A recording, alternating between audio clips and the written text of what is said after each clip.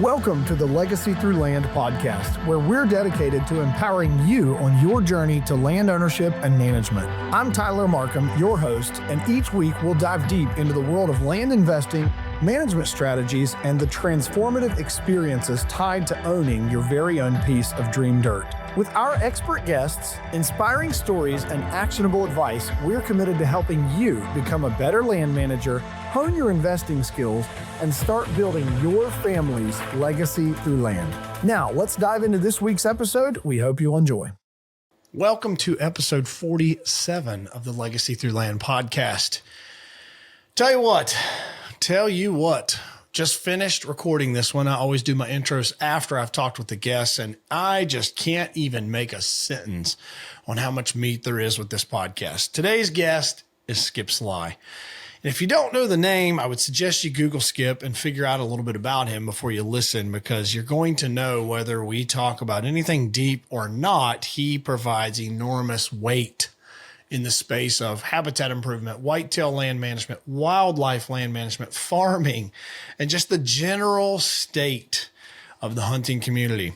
There is a ton that we talk through that is really, really good meat. But the word that I just come up with for Skip in everything that we just talked through is discipline. Discipline. He had the discipline at an early age to save money and go to Edward Jones and invest it and save some more and drive lesser vehicles and do lesser things to buy a farm at like 21 years old, have the down payment, do the thing, discipline to be better in his farming, discipline to be better in his land if he would buy and sell land, and holding it, for a number of years and making those critical improvements, and discipline to do the improvements right. I could go on, but this is a man of discipline. You're going to learn a ton. Let's jump right in. Dude, Skip Sligh, thank you for being on here with me. Thanks for having me. Glad to be here. I hope you mean that, because I am sure glad you're here. I have been prepping for what might someone ask a guy like Skip, and I told him before we got started, you are going to mentor me today, and you may not know that off the rip here, but the more we get to know each other, I just really think there's opportunity for me to learn. And for my listeners, if they don't happen to know who Skip Sligh is, A, you probably live under a rock, and B, I know you're going to have some nuggets from today. So I'll steer us a little bit, but today is about letting Skip open up the vest of where are we at in the world of hunting today, and habitat and all things government and all the goodies, if you're up for that. I mean, that's the world of hunting. I think it's a really mixed bag. I think, everybody's reality is what they see in their backyard. And there's definitely some regional things where, things have gotten a lot better in some states. And the reality is things have got better in some states. And especially compared to baseline, like people are like, hey, Michigan's got a lot better since a third of the hunters quit. And everybody ties and yeah, it has got better. Compared to what though? Compared to, it being a complete train wreck. So, some states have got better, some regions have got better. And then it's always comes down to micro neighborhoods, what goes on with my neighbors. I mean, one whole region could be like doing really well. And one guy might say, hey, an outfitter popped up next to me, my hunting shot, right? So, statewide though, I would say Iowa, Kansas, and a couple other of the kind of elite top tier, historically great states are not what they used to be. Illinois definitely would be there. Illinois has been definitely lesser of a state of, greatness since, I went there in 2000 and hunted there for 5 years. And I kind of watched things do this a little bit over time, and it'll have its ebbs and flows, but it's not like it was in the 90s. I think everybody understands that. And when they were kind of having a lot of struggles after they basically sold out the resource and let, outfitting take hold and leasing and all these things, Iowa and Kansas still stayed really, really good. And so Iowa and Kansas did get a lot of pressure and a lot of attention. And I would just say in, simplistic terms, Iowa in the last 10 years or so is down, and significantly, for like quality of deer, amount of deer, access for the average guy, or, the opportunities for mature deer for the average guy are definitely down. And I would say even in the last 5 years, we've had some man-made things go on and some things we can't control. Like we've had several EHD outbreaks. And I mean, the whole western side of our state has been annihilated, like 90% loss areas, 95. I heard you say that. Yeah. Back, I listened to your podcast with the hunter guys. It was, I don't know, 6-8 months ago. And there were so many things there that you talked about that I love to dive into today. But I want to back you up a second, Skip. What pays the bills today? And, how do you land in the career path that you're in? But what keeps you busy keeping the lights on today? I probably have maybe 7 or 8 full-time jobs, even though I'm unemployed. I told him I'm unemployable, eternally unemployable. I am too. So like it's 8:20 here in the morning, and I got up at 5 today and checked all my traps. And I'm trying to get coyotes, and I'll get a few coons. That doesn't pay the bills.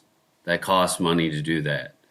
Worth about nothing, about zero. So I spend money doing all those things, and most of my activities are money going out. I can't wait to let my wife hear this. This is going to be so helpful.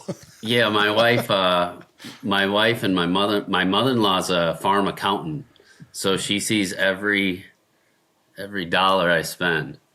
That's pretty interesting. I'm sure you've heard that statement, Skip. They always say, how do you become a millionaire in farming? Have 2 million first. So, yeah, it's right now is definitely a lean time as far as farming goes. So that's why I don't just have one job.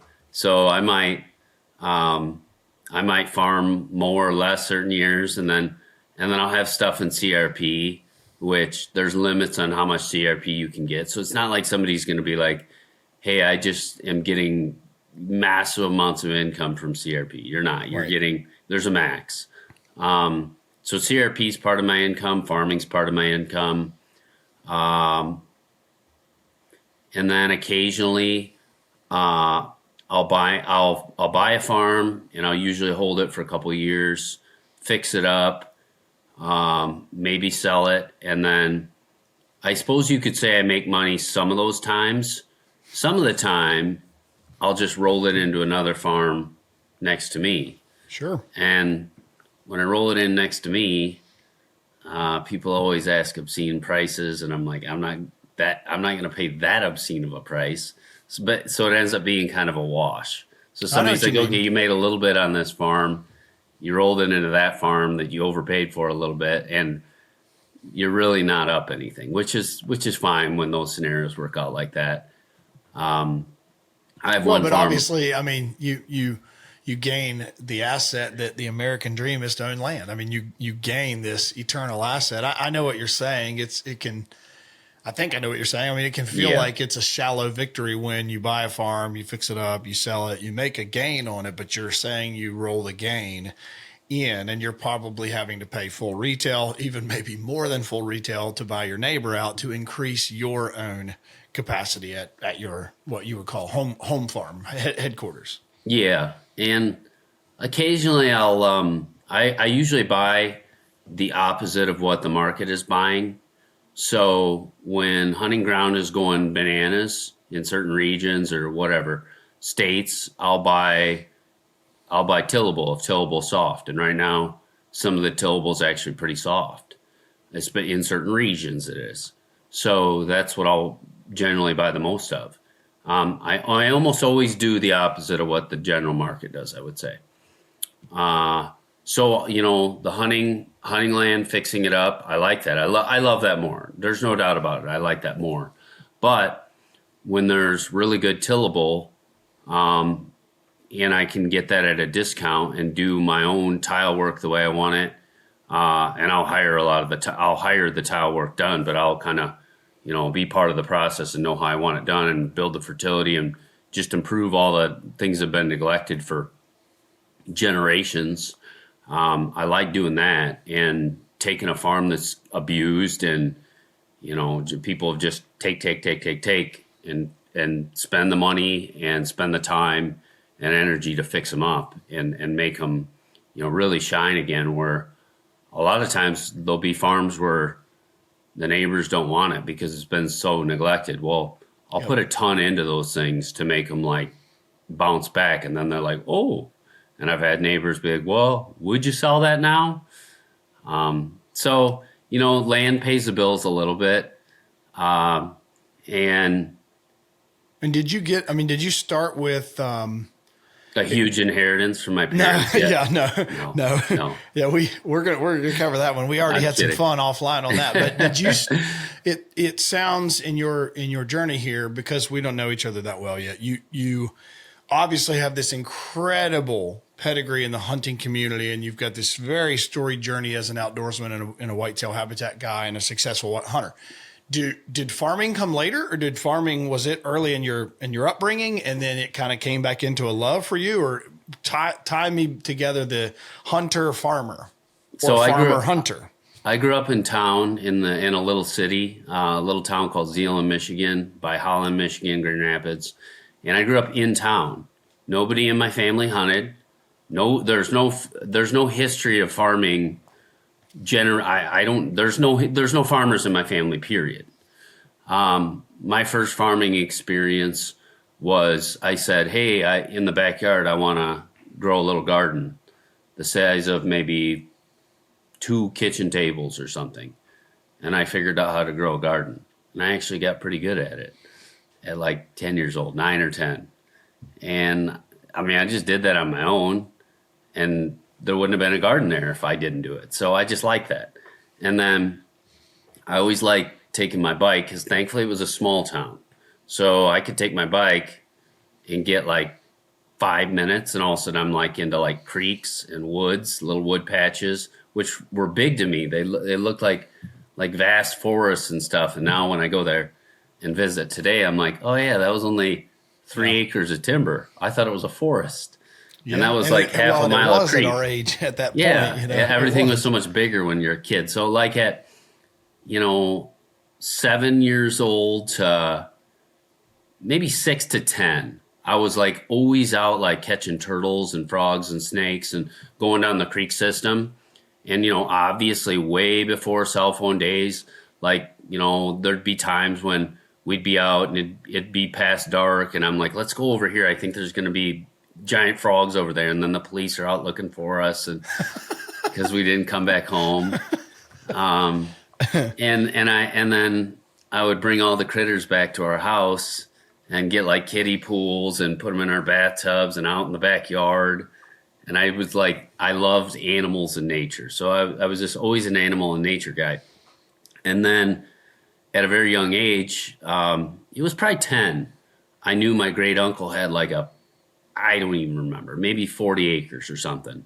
And it was maybe 20 miles from our house. Well, obviously I can't bike there. So my parents would give me a ride out to my uncle's place, and I just walk around and goof around there. And then, I all of a sudden somebody's like, let's shoot BB guns there and pellet guns, and then let's shoot 22s. And then I knew there were critters there too. Well, I love going out there. It wasn't to hunt really, but I did know there were critters out there. And then I went to a church camp where they had archery, and I shot at hay bales and like the $20 longbow, the fiberglass bows or whatever they were. And I thought that was pretty fun. So I got a bow and arrow to shoot in town at like hay bales, and I got a hay bale. I didn't get a target. I get a hay bale. The hay bale was the target. Yeah, we're broke. I mean, we were broke growing up. So everything was cheap.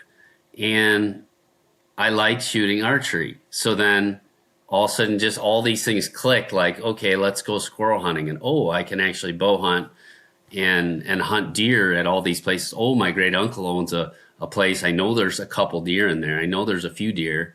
And, I'm like, let's try deer hunting. Well, I didn't have anybody to teach me. So I just stumbled through it and was just a train wreck, just a disaster. And then, fast forward to your question of like farming and so on.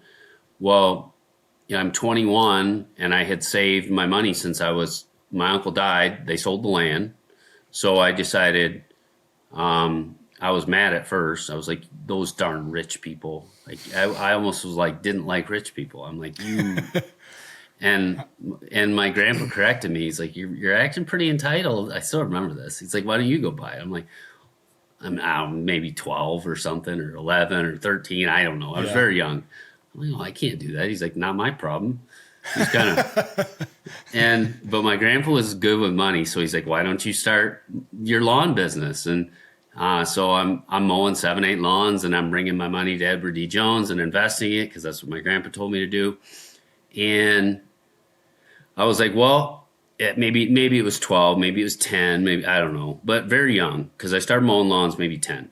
By 12, I'm bringing that money to Edward G. Jones religiously, once every month. I bring him even like $50, $100. And then through college, I got better jobs through high school, every job known to man. I mean, if you can think about the job, Walmart to delivering pizzas to waiting tables to working the most awful factory jobs known to man, I did them, all to save for land, and college and stuff. So in college, and then I get internships that paid better, and I'm all the time just stuffing money away. And to an adult now with kind of, reasonable amounts of money, it was little, but I graduated college when I was maybe 21. All of a sudden, I'm like, I have $40,000. And you're probably not giving yourself enough credit how disciplined you were at that age. I mean, I did the mowing business as well. This is just crazy how similar our stories are. I did every business as well, eBay, all of them, but didn't take my money to Edward Jones. So you got me there. So most of my friends, for one, didn't work. And if they did, it was pretty minimal. And if they did work, they'd usually blow it on stupid stuff. Yep. And I'm not saying I didn't do that too, but I at least took a portion of it to forcefully take it away from me. And then I'd go do stupid stuff with the rest of it. No doubt I did it. And now my son now is 14. And he mows lawns. He's been mowing lawns for 2 or 3 years, like about 6-7 lawn jobs. And he's like, hey, Dad, I got enough to buy 1.5 acres of land of what you're buying now. So he's even doing it. So at 21, I had $40,000, and I called Edward D. Jones. I'm like, I want my money. And they're like, oh, you're going to take your money out? I'm like, yeah, this sucks. Investing sucks. I've been doing it for like 10 years. And the returns were terrible. And everybody will be like, well, you did this wrong. And, I did this mutual fund. And it was during this bad time. And there's always reasons for it. I'm like, no, it's horrible. I made like so little on my money. It was a joke. And I'm like, no, I'm out of here. I'm going to go buy land. There's nothing. And that's what I wanted to do anyway. So I took my $40,000 and I bought my first 80 acres. I had enough to barely squeak by and buy 80 acres. But are you saying that 80 acres was $40,000 then? No, that was down payment. Okay. All right. I was going to say, man, what a good time. It was $115,000. Okay. So 80 acres for $115,000. Yeah. Okay. So you moved to Iowa at some point. Yes. Very young. You grew up in Michigan. Yep. Okay. Family moved you to Iowa. I knew I wanted to get the heck out of there. I loved hunting and I loved outdoors. I loved it so much that it would frustrate me at how ruined the system was. And I'm like, I am leaving. I'm not sticking around here because I love this stuff too much. And this was Michigan straight to Iowa. Yeah. How old do you think you were when you did all that? I probably moved here. So I bought a farm at 21, and then I maybe spent a couple years in Michigan, a year or two. And then I moved right out. I just took a job out here working for a medical company. And your first farm was in Iowa, but you live in Michigan. Yes. How far was it? What was the distance? Oh gosh. Probably 7 hours. And then I lived in Traverse City. Why don't you say that again a little slower? Your first farm purchase at 21 years old was 7 hours from. Yeah, and I'd say when I lived in Traverse City for one of those years, it would have been like 9.5, 10 hours maybe. But I didn't care. I'm like, I'll go. I'll just get up early, spend some time on the road. And when you're in your 20s, you can do that. If I wanted to do that now, go drive 10 hours or 7 hours, I don't want to do that now. In your 20s, you can do that. Had you hunted Iowa by this time? Okay. So that's why I did this. I was going to say something, you kind of had a gut on an area. Oh, not a gut. Do you remember, Skip? These are the stories I love. Could you, and you have to give the short version because I have 12 more questions that are way hotter than this. Short version. Do you remember the first farm and how this deal came about? Like, was it on market or, how did it come about? I know exactly. Like my memory. So I'm 47 now. I'm super old. And my memory is, yes, I'm ancient. So I remember it like it was yesterday. I remember all the discussions I remember getting made fun of for how much I paid per acre for it. And they're like, you paid, whatever, $1,300 an acre, whatever the heck it was. It was just selling 5 years ago for $600. You're an idiot. And there's no cash rent on it because no farmer will farm it because corn was at like $1.50 or $1.75 at the time. Nobody would even farm it. They're like, it's no income and you pay double what it was just going for 5 years ago. I'm like, I don't care. I got a place to go now. That's all it was. I got a place I can go. Nobody can kick me off. I can shoot, if I want to pass deer, I can pass them. And nobody can be on there because I just had so many years of just like the degraded public land, the 50 million guys ruining my hunts. I spent years dealing with that, years of the worst of the worst. Like, yeah, this whole week I haven't seen one deer, but I saw 60 guys. Just degraded, mashed down ruination of hunting. I just lived it. So I own my little 80 acres, and I'm like, I'm set for life. I'm done. This is it. I'm going to buy this place that I can keep, hopefully make these payments. Good gosh, I'm nervous about this.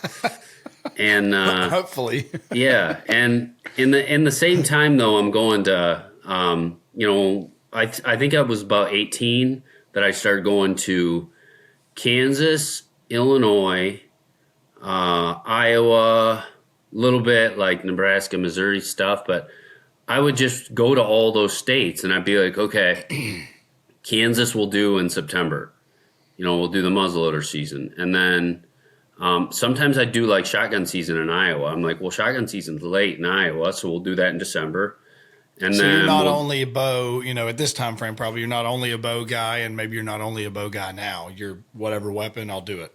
Yeah, and I'm mainly a bow guy. I really am. But if there was like a muzzleloader season in September, I'm like, well, I can shoot a big deer in September. Right. Where can I do this? Kansas? And then I go out there and I'm like, this is amazing.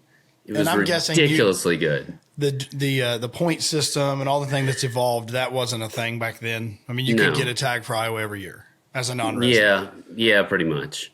For sure, gun was easy. And I derailed you. Tell us the dynamic of finding this farm. How'd you find it? That is my favorite. That's the fun part. The deal chase, man. All right, so I got permission on a Iowa farm.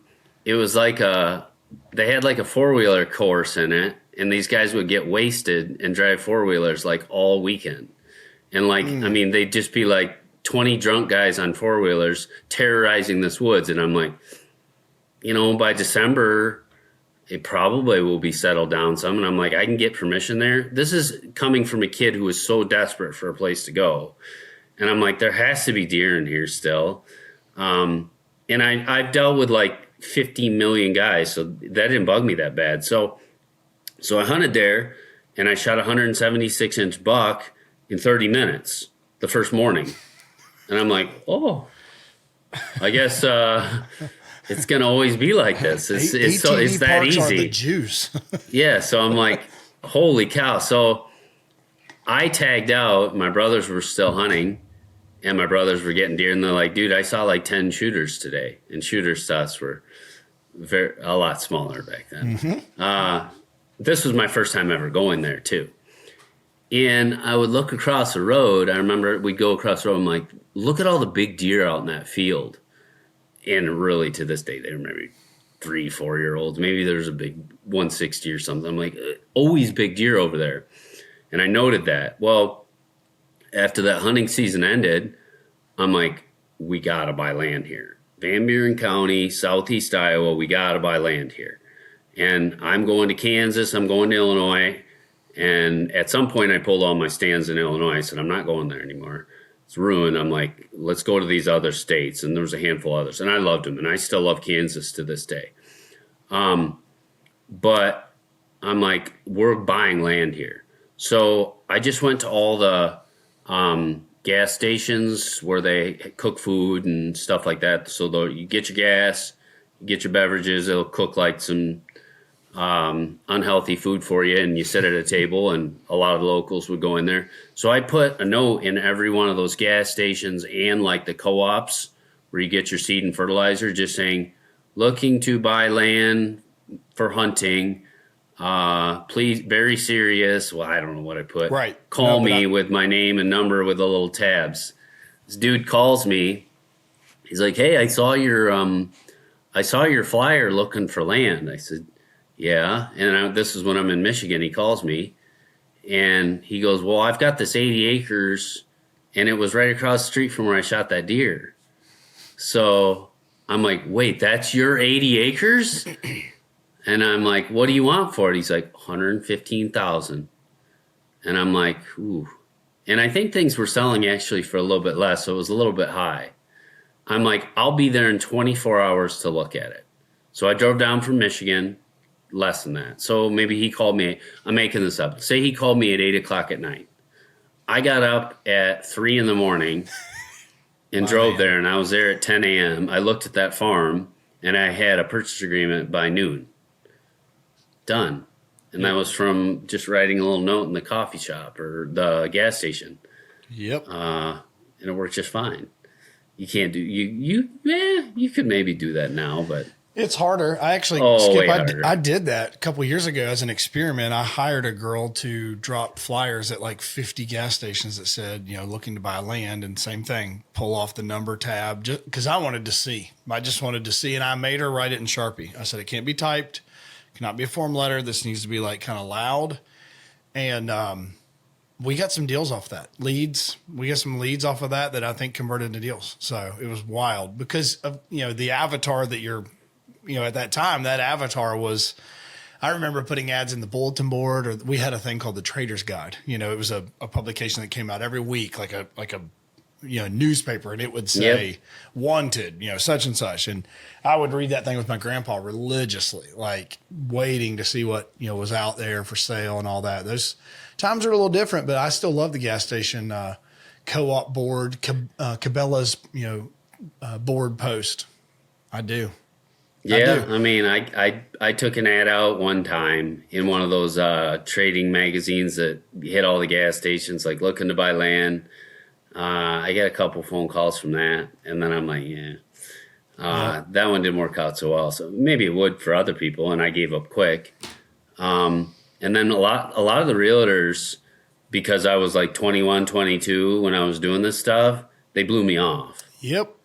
And I'm like, I'm serious. I want to buy land. And they're like, sure you are. Sure you are. And I get that now. Like, there is a lot of people genuinely who waste a lot of people's time with real estate, Hey, I'm looking to buy this farm. And then they'll just waste all their time. And the realtors will pick up on that. And they'll be like, dude, the same guy's called me 10 times for the last 10 years. He's just wasting my time. And they just quit talking to him. So, but that was me, like the first conversation, though. They just look at me and they're like, sure you do, bud. I'll call you when I find something. You should have said, listen, I have Edward Jones investments already, okay? I have Edward D. Jones backing me on this. Right. I bet you've heard of them, haven't you? Yeah, right. I bet you don't have those. You kind of alluded to this earlier, but what's keeping you busy now? Like it's, the time of this recording is February. What projects are keeping you busy right now? I'm overloaded. I'm absolutely bummed. Thank you for saying that. To the max, overloaded. So some good friends talked me into doing some timber stand improvement. Like, dude, I just want it done a certain way. And I'm like, oh, all right. And I do have a guy working for me. So I'll go through and I'll put all the paint on the trees, and then I'll put the band on the keeper, X on the killers, the things to kill. And I'm kind of showing him the ropes. And then I'm 47, but I still can't help myself. Like, I'll put the paint down and I'll just grab a few saws and just walk them through the timber and set one here, set one there, set one there. And I'll just run 3 tanks out of fuel with a pretty aggressive saw and deforest pretty big areas. And I mean, not really. I mean, make it awesome. I love it still. And so that's what I'll do right after this. You're doing I do. I just no. I don't do any consults. Okay. I maybe would do a couple a year. So I'll do a few consults. I donate one to the Iowa Sportsman's Club, where they can auction it off, and I'll do it for free just to help, just to give back, to raise money for that organization, because it's a good thing to do. A lot of the consultations, I'm just very skeptical about what gets done and what they charge, like just some of the obscene amounts of money for just not a ton of time. I'm not super comfortable with that. So, the only way I'd do a consult is like if somebody's like, listen, dude, I got lots of money, lots of it. And I want you to do it your way. Do what you need to do. Maybe do some work. 200s and you can hunt. Yeah, I don't care about the hunting part at all. But they'd have to be like, listen, dude, I do have plenty of money and I want it done the way you do it. Set my farm up the way you do it. And I just show me how to hunt, show me where to put my stuff. That's kind of boring to me. And I don't want somebody to pay me to do that. It's like, go figure that out on your own. You either got it or you don't. And I don't mind helping my buddies out. Like, hey, look, give me a second set of eyeballs on the spot. But to take money to do that, me taking money is like, I'm probably too like I don't take money from people. I just don't. I like doing stuff for free all the time. And then sometimes it does get me into trouble. And then, my buddies will ask me for help, and I'm like, all right. I have a hard time saying no. So maybe I do the right type of a consultation. If somebody's like, I got lots of money, I don't mind spending it. And the way I look at it, and that's why I don't want to promote myself at all. Cause it's like, if somebody never hires me for a consultation, I don't care. I'm not advertising for consultations, nor do I really want them, but I maybe do a few a year. But if somebody said, I'm wealthy and I just bought a $3 million farm, for me to give you a check for, say it's 10 grand, but I wouldn't just show up for like 3 hours for $10,000. I think that's crazy. But hey, I'll invest $10,000 into my ground, or 20 or 50. And, it's 50,000. Somebody's like, well, what could I do for 50? I mean, we could do all these things for 50 grand. To invest $50,000 into a $2 or $3 million farm, I mean, that's what I do when I buy them. I don't do it through consulting. I just, I will never have, obviously, a consultant out on my land. I know what to do. But I absolutely do invest, 50, 100, 200,000, just depending on the farm, into farms, especially farm ground. You start getting into tile, fixing drainage stuff, and it's pretty easy to drop, $1,000 or $1,500 an acre to pad and tile some stuff. So, and then there'll be those people too that are like, I just spent $2 million on a farm, or $3 million or $5 million. I mean, very rare. It's rare. I mean, uber rich people are rare, but there'll be that people, and then they want to nickel and dime everything. I don't know. Oh, fertilizer costs that much for my food plots. Ooh, I got to do this. Ooh, timber stand improvement's going to cost that. I would never want to deal with those people. No, thank you. No, thank you. If you're not willing to invest in your ground, I want nothing to do with it. I mean, it's nothing personal. Like, I'll be friends with you or something. I love you to death. Yeah, I love you to death, but I just think that's obscene and crazy. Like, you have a $3 million farm and you won't invest $50,000 into fixing the core issues with it. Yep. It's just madness to me, but I see it a lot. You said it earlier too, and I want to make sure that this doesn't get, misconceived by someone, is that, if they have lots of money, you would help them with a consult. And I know what you mean is because they will do what's right for the farm. They're not just looking at, hey, how much does that cost me? Skip, this is one of my favorites, and maybe you see this too, but I'm on a lot of nice farms looking at land. I'm on a lot of nice farms, and I have been so surprised in the last 3 years of how many landowners say, oh, I would just never cut my trees. No, I'm not interested in a cut. And I'm just baffled by it. And you can see 400 yards into their woods, and they're, we just haven't been seeing, the quality of the deer, we just haven't been seeing. And, but you've got tulip poplars that I can't get my arms around. And, we just never would want to do a cut. And there would be a good clarification. Like, I'm not just saying because you have a lot of money, I want a lot of money just because you have a lot, so give me some. It's not like that at all. I'm saying it if he doesn't, so it's fine. It'd have to be, but what I'm saying is it would have to be somebody being like, I have plenty of money, so I don't mind paying a good chunk. Because I can't go do, somebody be like, can you come to my farm for $500? No, I can go make $500 on some other project around my own farm. It doesn't make any sense. And a lot of the things I do now are fairly expensive. So, things are in the, it's substantial money. So it'd be like if somebody was resistant to cutting trees and I knew that going into it, I wouldn't want to do it. I'd be like, find somebody else, dude. I'm not doing it if you're not willing to do these things.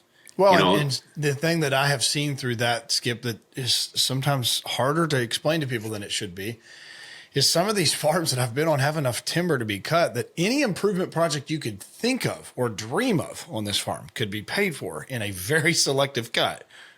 Anything you could think of. I'm like trying to get them to see like this will make it better, and you can use the money to make other things better. So we're talking about not coming out of pocket potentially because of what you already have here as a resource. So what I'll try and tell people is, listen, dude, I'm not talking about taking your best quality trees, logging your best. Let me cut 5 acres of the junk if I were trying to talk people into this. And maybe 20 years ago, I'm like, oh, I could do this little extra project and make some money with it just to pay some extra bills. So I'd talk somebody into it. I'd be, dude, just let me do 5 acres. You can see. Now I don't want to talk people into anything. Right. If you want to do it, I'll probably maybe on a rare occasion, I'd figure out a way to help somebody out, especially if they're close by me. But it has to be like, dude, just let me do this with 5 acres. Say you own 50 acres of timber. Let me take 5 acres and we're just going to cut the garbage out, lay it out for hunting, a little hinge cutting, a little top cutting, a little bit of opening, structure on the ground, and watch it. Watch it for 1 year. Tell me what you think. And anytime I've ever done that in the past, even like a buddy's like, would you just come out and mess around with me for a little bit? Not for any money. And we'll just do this. And then I'll ask him a year later. He's like, oh, this is amazing. Right. How do I get more of this done? Yep. There's people you can hire. Call these guys. And a lot of times that's it. Like if there's the times where I'm like, I'll do a few extra projects. If it's like the guy 10 minutes that way, 20 minutes that way, if it's convenient. I get it, man. I totally get it. I don't even have near the pedigree that you do. And I've been asked a handful of times, you're setting up farms, you're walking a lot of farms. Like, I'd like you to, like, are you going to start offering consults? And I'm the exact same way. I look at the money and I look at what I would need to instruct someone to do. And I just don't have a ton of interest in it right now because I think there's a lot of consulting groups out there now, and I think some of them are good. I really do. But it comes down to will someone do the work? And if they won't do the work, there's not going to be a lot of inherent value in you giving them a plan if they're not going to execute it. Like, it's a great idea. It's a cool ideology, but it's nothing unless they execute it. I want to shift gears with you because I know you and I will be about 4 hours, and that would be great with me. I don't know if the listeners would love it. It would be great with me, but what is keeping you busy before we come off this topic? It is February. As the time of this recording, you're all things whitetail. You are Iowa whitetail. Love to ask you kind of about that because I kind of feel the mantra of what you are as Iowa whitetail. But what's this week? Let's say if you could just snapshot into this week, what are you doing?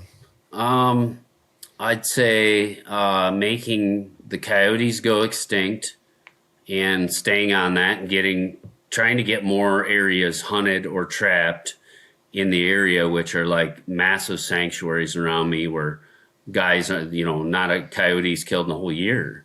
Yep. Like just trying to how many are you going to kill? Like what's a lot? How many are you going to kill? In my farm and then satellites around it, it's a fairly big region. I mean, 10-mile wide, we'll kill 200 to 300. Sheesh. Yeah, it's really thick.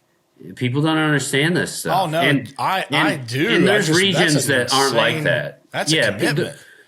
We have a very, very strong coyote population. This is what happens, though, when you have these deer hunters that own farms that don't think about what goes on at night, don't pay attention to their trail cams where they're like, oh yeah, every trail cam there's 3, 4, or 5 coyotes.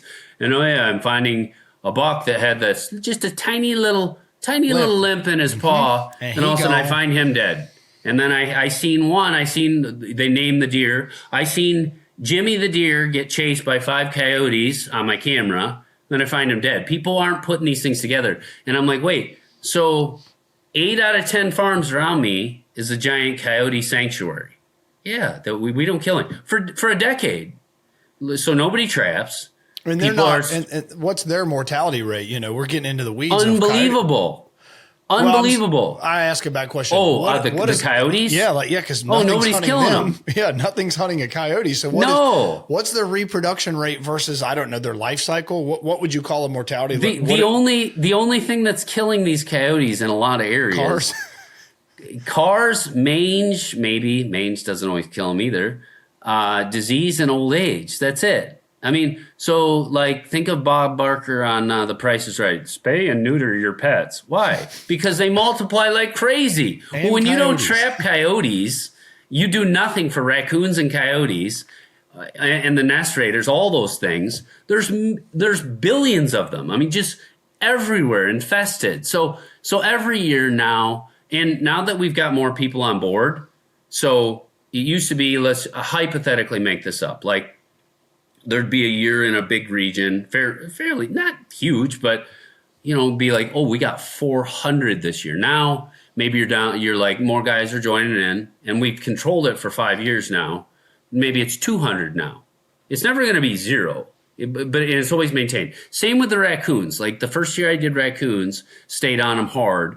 We'd get 600-700 raccoons. That's off of one farm, my home farm. 600-700 raccoons. Now it's probably 200 or 300. I shot 4 this morning. I came to my traps, and there's 4 in my traps this morning. So I stay on them. And are you hunting coyotes with thermal guns as well, and anything? Everything. You can? Yeah, everything. Thermals. People don't realize this, but really early in the morning or in the evening, you can call them without thermals. Go sit out there with a regular scope. It works just fine. And how many times when people weren't taking care of the coyotes, where you're sitting there deer hunting and you're group of coyotes again. So I'm like, that's when I remember hearing them every night. There's certain stands I would just hear them. Mind-boggling amounts. Yeah. And I'm like, that's got to be 15. It's the chatter is insane. And you're right. I think, as hunters, we don't want to mess up our deer hunt, or we don't want to trudge through the woods. And it doesn't hurt a thing. It doesn't hurt. Shooting coyotes hurts nothing. And it spooks me a little bit because Like, I'll go out with thermals and I'll be like, oh my gosh, I could rifle so many bucks right now. It scares the daylights out of me in that regard. But they just feed, you know, and then we'll shoot suppressed. We'll shoot 4 coyotes and you look over and the deers, they don't care. I mean, it doesn't, in the middle of the night, those deer are not trained to be super evasive of humans, you know, especially like a human that is 300 yards away, just set up with a thermal. Maybe they don't like the call if you do some kind of coyote bark, but that's about it. But I mean, the damage to a farm is close to non-existent. The damage to not killing coyotes on farms is astronomical. The fawn predation in our area got so obscene that everybody's like, well, if you don't kill so many does per year, your number is going to go up. No. We weren't killing any does and our numbers were going down. Because I'm like, these does, where are the fawns? And I'm at the farm every day. And I see things that people, you know, who aren't on a farm every day don't see. I see constantly where I'm like, little coyote or little fawn legs. There's a little fawn skeleton all the time. And then I look at my trail cameras if I ever ran them during that time. And I'm like, these coyotes are just pounding the fawns. And then another thing, talking to some guys who are far more educated in the predator stuff, they're like, you know, those giant boar raccoons. I'm like, yeah, they're like, they'll kill fawns too. And I'm like, well, there's 50 million of those. Yeah, you got to be on them. So like, especially fawning and nesting season, the coyotes and the coons and the possums and the skunks wiped off of my farm. They're gone. They might come back. But during the fawning season, they're dead. Now, how many people are going to take the time to do this? Not very many. But my point is, even to my neighbors, is like, well, they're like, well, I don't have a thermal. I don't know how to trap. My point is, find somebody that does, though, that you just trust, you know, that's not going to be rifling a buck. And that one does worry me, but just find somebody you trust that will do it for you then. Because there is some guys that if you give access, and especially in this day and age of, hey, buddy, could I deer hunt your farm? No. If you said to somebody, hey, could I coyote hunt your farm? You'd have access to thousands of acres around me. Thousands. I've got a guy doing a competition right now this weekend. He's a friend of mine doing a competition, this Jurassic Classic or whatever it is. And I gave him every farm I own in the state of Ohio, everything I have. Here's every pin. Do it. Thermal. You know, he's like, he's going to go through the night, like the whole night, like the, you know, I love that. This, right. I said, do kill all of them, everyone, yes. all that you can. Here's the keys to the barn that has the side by side here, whatever you need. Yes. Take it. Critical. And don't misunderstand. There's some regions that do not have this problem. I can just speak for, you know, Southwest Iowa, South Central, Western Iowa. We're overloaded. I can speak for anywhere in Kansas, overloaded. Insane populations. Like, I can speak for there's Ohio. whole regions. There's whole regions of Iowa and Kansas where I'm like, I don't talk to anybody that shot does, and I'm like, the numbers are pretty low. You know, and I'm like, and there's some that are even worse than others. I'm like, doe numbers are really low and nobody's shooting them. Well, that's predation. It's astronomical amounts. I mean, you can get predation amounts, percentages, you know, 75% and more. I mean, when there's that many coyotes, and then it's the same dynamic with turkeys and, you know, nestling birds that lay nests on the ground. I mean, I go around my farm and I'm like, every nest is destroyed. I mean, just constantly. And the straw that broke the camel's back on that was I have a little pond right here, and the geese show up there, and these geese, I don't know, they just became my friends. And and they had this nest, and I was waiting to see the little chicks. And I'm like, oh, this is cool. They're going to be in my pond and live there. And I came back there one day, and the nest was ripped to shreds. And that was the final nail, or the final straw that broke the camel's back. And I'm like, it's war. Nobody takes my geese. Yep. And the pheasants. And so I'm in deer country. Deer country. People are like, hey, dude, I'm out at your farm, and my buddies will come over. And like, dude, there's 40 pheasants over there. Look at over there where I'm sitting with them, like by my native grasses and like on a cornfield or a bean plot or something. Look at all the pheasants go through there. There's 40 of them. Hey, I went over there. I kicked up 10. Like, you could limit out on my farm in deer country for pheasants in 30 minutes. And you go 10 miles from me, 10 miles away. People are like, I don't really have that many pheasants, a few.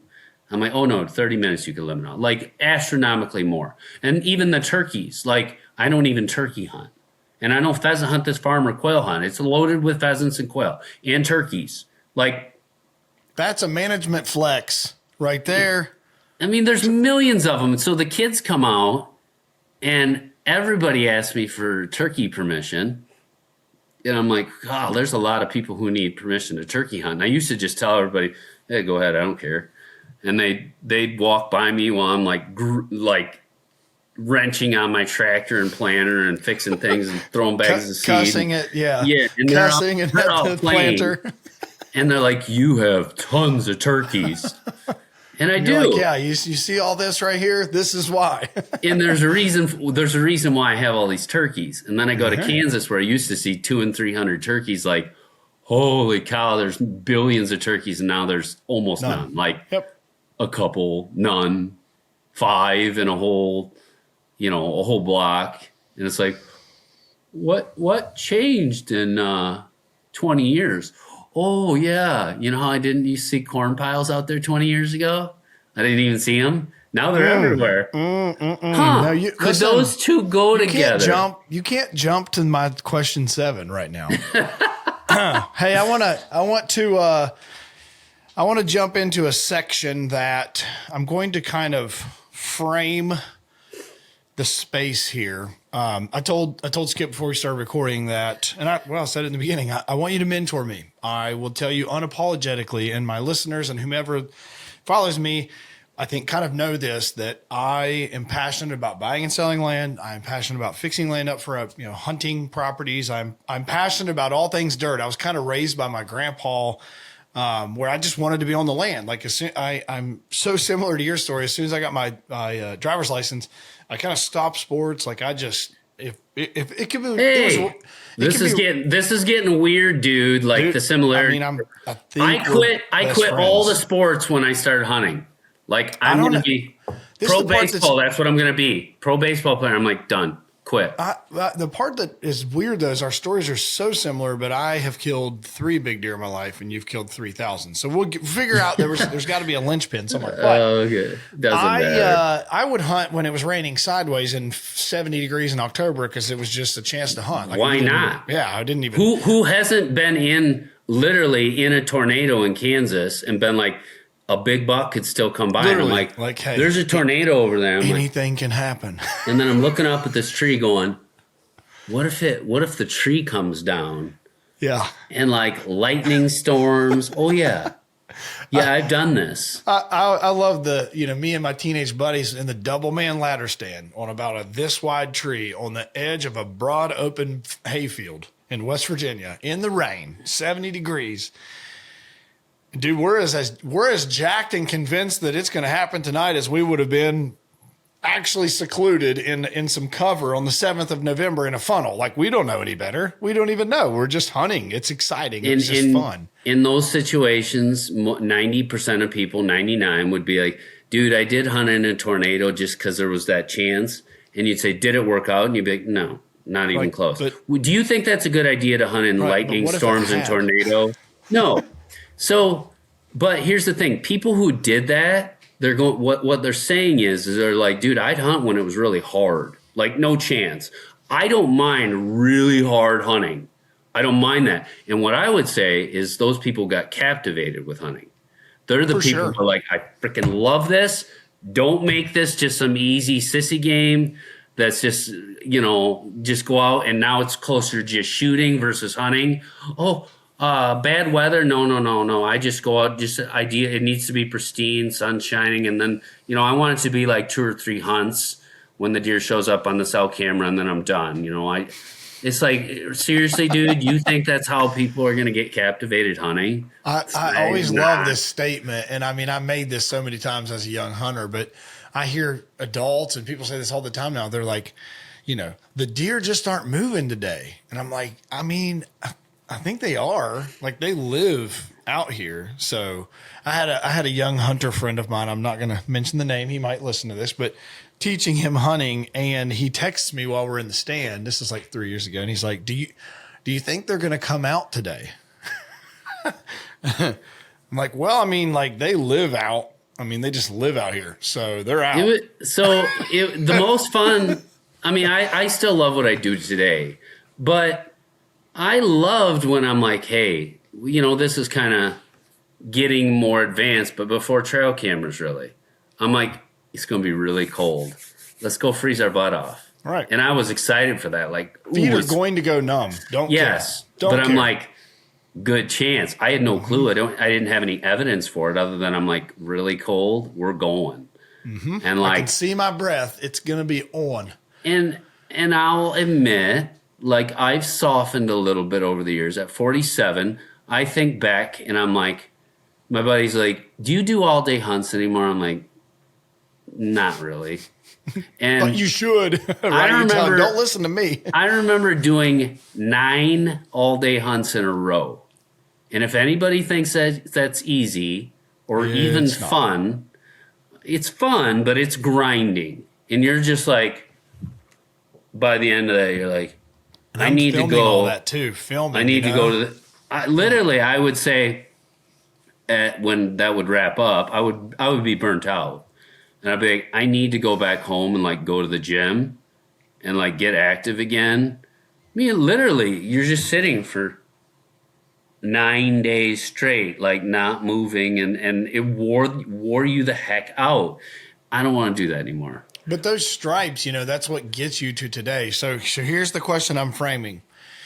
Skip, I'm 37, so we're exactly 10 years apart. And we've talked, offline that we're in very similar, let's say, facets of creating income through dirt.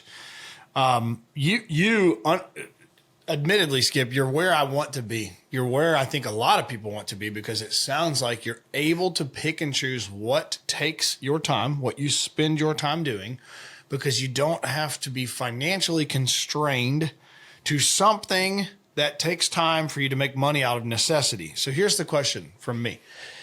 If you were to mentor me or someone like me who is, buying and selling land, and I want to build this right the first time, what are things that are going to come to mind that you would teach me or tell me?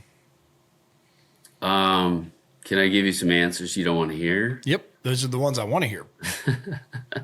Move west. All right. So I started in Charleston, West Virginia, and then I think Columbus is technically west, just northwest. So you're saying farther west. Yeah, you got to keep going. Okay, why? It's just not as exploited, and we have the same dudes here. The guys that are buying farms and fixing them up and flipping, 90% of the time they don't know what they're doing. I look at that's turnkey. 95% of the time the turnkey farms aren't even close to turnkey here.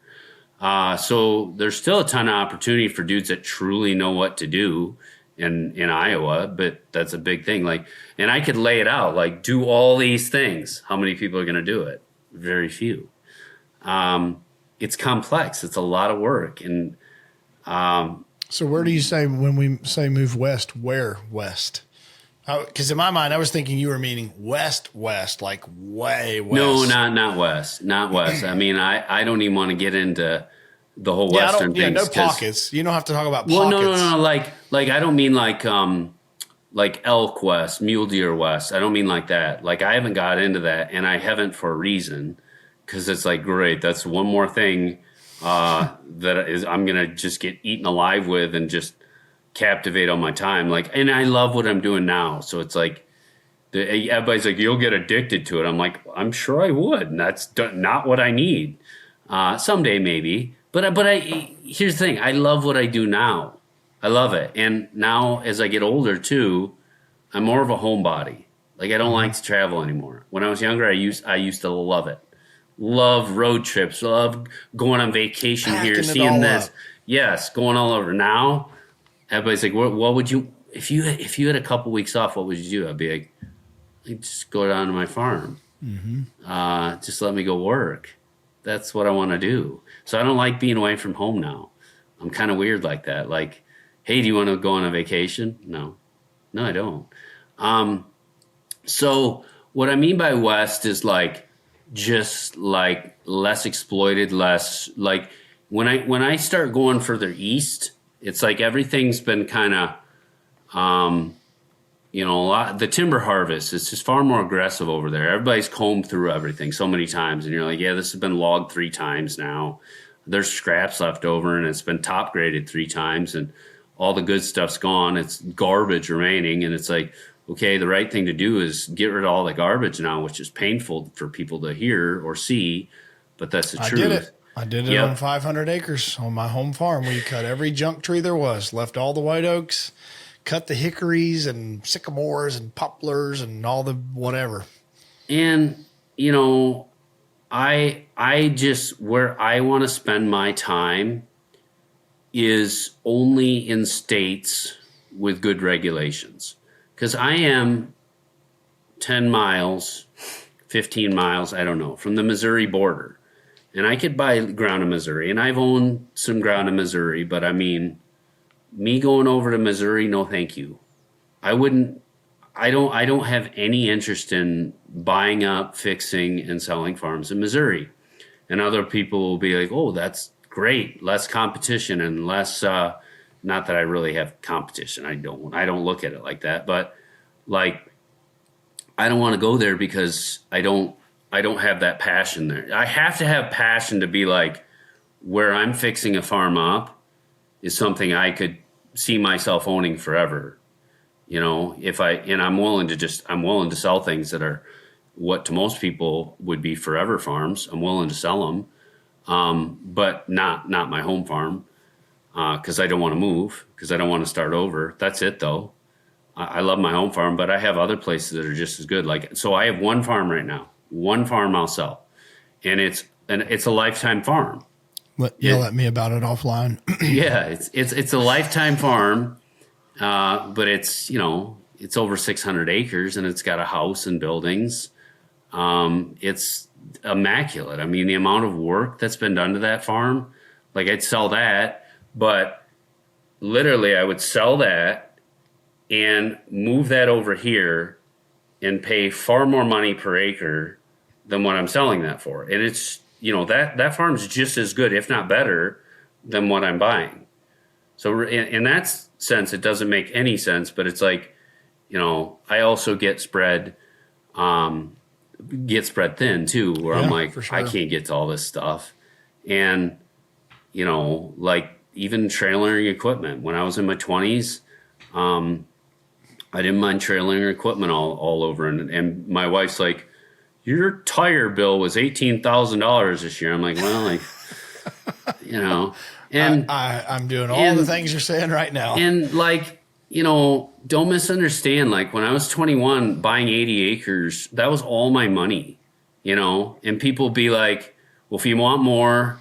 Because if I ever complained about something, even at a young age, people are like, okay, so do something about it. Don't complain. And I'd get mad at rich people. And I didn't like rich people. I was jealous of them for buying all the land. And people are like, well, don't complain. Do something about it. If you're going to bitch, come up with a solution. Let that motivate yourself. Let that be your motivator. And so I'm like, okay, I'll just work hard to just to buy and sell farms or to just constantly grow. And, and it's like, yeah, am I set now? Yeah. And somebody's like, well, you're set now. Must be nice. Yeah, it is. But how long did that take? I mean, if I start saving at 12, which is probably about right, maybe 10, and I'm 47, run the math on that. That's 35 years. I've been at this for 35 years. And somebody's like, well, you technically haven't owned land for that. At 21, I bought my first farm, and I'm 47 now. So, but at 12, I knew that's what I wanted to do. I knew I wanted to buy land at 12. And I'm like, I'm bound and determined. And I had been kicked off of so many farms. And every farm I had permission on, we sold it. My grandkids hunting now. The farm got leased. You can't hunt there anymore. On to the next ruin piece. And it just motivated me. Every time I had all these just nonstop headaches that, just completely impeded on the things that I love, which is just peacefulness and, being outside and being in nature. I don't care if there's bad weather. I don't care if there's coyotes that screw up my hunt. I don't care if a deer gets hit by a car, really. It's, those are things I can take. It's part of it. But when it's like, 50 guys ruined my hunts, I just got burned out on it. And I'm not saying that others should view any of this the same way I do. Not at all. And I understand. I think a lot of people do, though. Like, I don't, don't beat yourself up. I think a lot of people do view it this way. And you've been on the Hunter podcast. Those guys, I hope that we'll become friends because we have the same kind of sentiment that the quality of hunting and the lack of access and the general sentiment, Skip, I think is you're saying it. Guys do experience the same thing you're experiencing. My question would be, pretend there is a guy who has ambition, not me. Use any avatar you want, but pretend there is a guy that does have ambition, but maybe not a ton of capital yet. How do you speak to that person to get into buying their first piece of land? What's the smartest move? This would be different on the stage of life you're in. It's kind of like, hey, I got married. When's a good time to have a baby? And some people are like, they put it off. There's never a good time. If you want to look at it like that. For me, with that example, I'm like, I don't care. 9 months after we got married, we had a baby. So, and that wasn't planned, but it's fantastic. But farms, I would say there's never a perfect time, and people can make excuses. Well, I just got married and I'll say something controversial. No, go ahead, bring it. I shouldn't.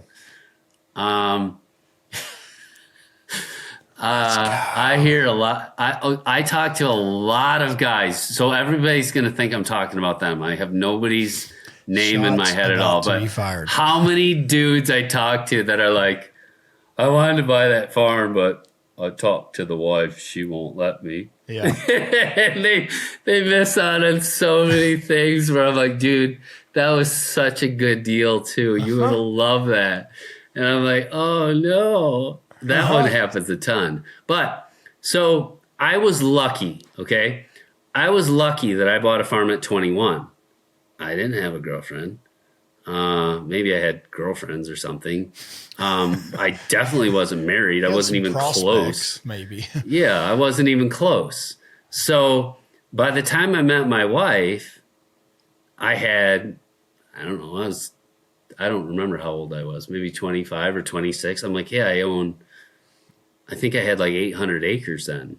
Jeez. I grew fast. Let's go, Skip. I grew fast. But again, so back to what do you say to a guy? Because you're kind of saying it now, but what? Just go. Okay, sorry. Totally derailed. And you're like, pick any avatar. Pick any. Just do it. So I can say in one sense, just go do it, right?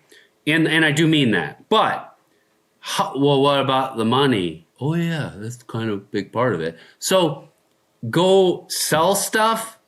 Like, hey, dude, I got a truck payment and I kind of like this nice new truck, but it's $600 a month plus insurance. Plus it's going down in value. Plus you're maintaining it. Get rid of it. Buy a $5,000 to $10,000 truck. Okay. So I don't know what today's figures would be like, but let's just say guys would be like, hey, I rented a townhouse and it's, I have no idea what things go for. $1,500. Okay, dude, go live in a cardboard box for $700, or get a roommate and cut $700 out that way. It's just simple economics. Just cut the junk, but I need this, I need that. And I hear that. Okay, then don't buy land. I was going to say, then you don't need the land. Then you won't buy land. That's why so few people will buy land. It's going to be a small number that are willing to do it. It's just like, and I've used this analogy in the past, but it's just like the dude that's like, I'm out of shape and I want to be freaking jacked. I want to be jacked. Okay. Is there a secret to that? No, eat really well. Go lift weights. You got to learn some things. You got to do the cardio, high intensity interval cardio, and then go do, you know what I'm talking about. So there's ways. Yeah, there's ways to do it. It's the same thing with land, though. You can tell people how to do all this stuff, and it's just going to be a portion that do it. And I was the dude. Don't misunderstand. I was the guy that was jealous of the rich man for owning that ground. And I was angry that I couldn't hunt there. And I fundamentally believe that's wrong. I had the wrong mindset, and that's called growing up. That's just saying, don't be an entitled little brat. Speaking to myself, I'm pointing at myself here. And I said, I'm going to fix this mentality, because I can sit there and complain about all these things, that I love hunting and my hunting sucks. So let's do something about it. And that's what I decided to do. Now, I'm the uber extreme of how far I took this stuff. And some things I got lucky at, not smart, just lucky. I timed it right, like buying stuff at 21. I didn't time it right in the market, because I could still do the same thing today, and people don't think they could. I could still do the same thing today. But I did it at 21. I didn't wait till 28. Oh, now you're married. Now the kid's on the way. Ooh, that's going to be harder. So I was lucky in that sense that I made that stuff happen. Not necessarily luck. I mean, it was. But you've been doing it through all those phases too. Correct me if I'm wrong. Yes. You were buying land when the kids were young. I took 2 years off in this whole phase. I took 2 years off when my second, when my daughter was born, and I'm like, I don't necessarily know why, but I'm like, let's just spend time with that for a while and take a break. And maybe I'll, that's the right thing to do. What do you mean? I just didn't buy and sell anything. I just stayed stagnant. And, I think the right reason was like, spend time with your family. There's more moving parts going on, and it's a good time to take a break. Two, if I'm being fully transparent and I'm trying to go back and think where my head was at during those 2 years, maybe I had a time where I'm like, I got burnt out and I just needed a break. And there's nothing wrong with that. But, when I say to people, like, these are all the things I did, these are the extremes I did, saving and turning farms like this and this. Nobody needs to do that. It's an extreme extent. But what I'm saying is if somebody said, dude, I have nothing. Could I own 80 acres? Could I turn that 80 into 160? Could I turn that 300 or 160 into 320? Not going as hard, not going as fast, but doing the right things. Absolutely. Still in this market, in these days, with the prices of ground where they are right now, yes, 100% you can do this. So I'm going to circle back and answer your question very directly. In your 20s, you can leverage yourself. You can push it to the max. You can take risks. If it doesn't work out and you go bankrupt, you're not gonna. It's just money. If you're driven and you're smart, you won't. If you do, it's the best time of your life to learn that lesson, and you'll figure out the mistakes you made and you'll adjust.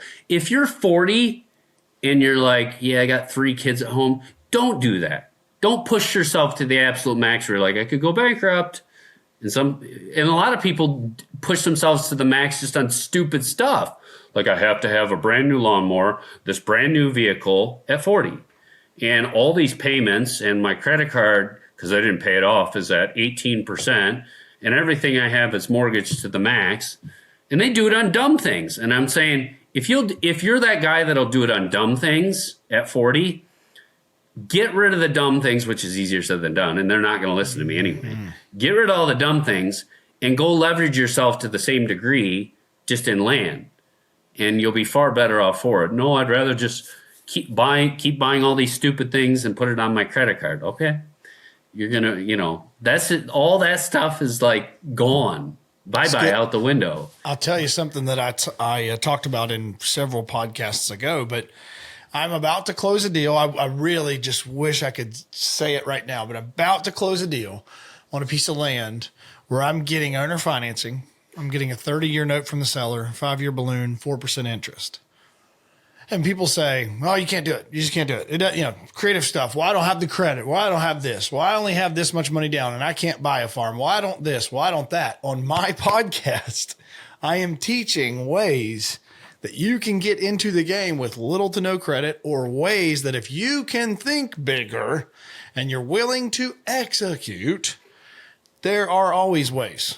But there's a lot of people who aren't creative and open-minded. Because when I was 21 and I owned that 80 acres, across the road in a little bit different direction, these old people with like 126 acres, I think it was 126, they were going to put their farm for sale. And I went over to them, I'm like, "How much do you want?" And I don't remember. Maybe they're like $2,400 an acre. Okay. I said, "Well, what if I paid you $20,000 right now, and over the next 5 years, I paid you $25,000 a year. And at the end of the 5 years, I pay the whole note up." And I wrote it out on a piece of paper right there. Mm-hmm. And they brought that to their lawyer or their accountant. They said, "Actually, that would help us save a little money on this and that and that. And it'd be nice to have the residual." Capital gain sale. And my little napkin note turned into a purchase agreement. And I got that farm that way. And I don't even think it was 20 grand. I mean, I think it was like 10 grand I put down. Mm-hmm. And then, so I had 126, then I had that 80. Then somebody came to me and they're like, "Dude, that 80's awesome now." And they bought the 80 from me. And then I bought more next to that 126. And all of a sudden I had 270. And then I kept adding on to that. And then I had 315. And this went really fast. And like 3-4 the words years. are find a way. Yes. Find a way. Yes. Just find a way.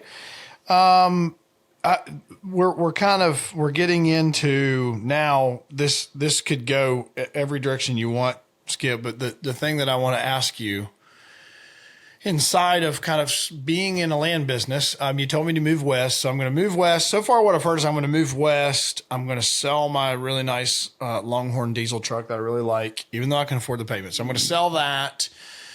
I also, this next hot button that I want Skip's mentorship on is I wrestle with, and I've talked about this on my podcast, that I am actively wrestling with, while under public scrutiny, the ideology of I like big farms and you like big farms, and I like fixing up and renovating and making big farms better. But the scrutiny is, okay, well, that farm's whatever. That farm's 800 grand now here in Ohio.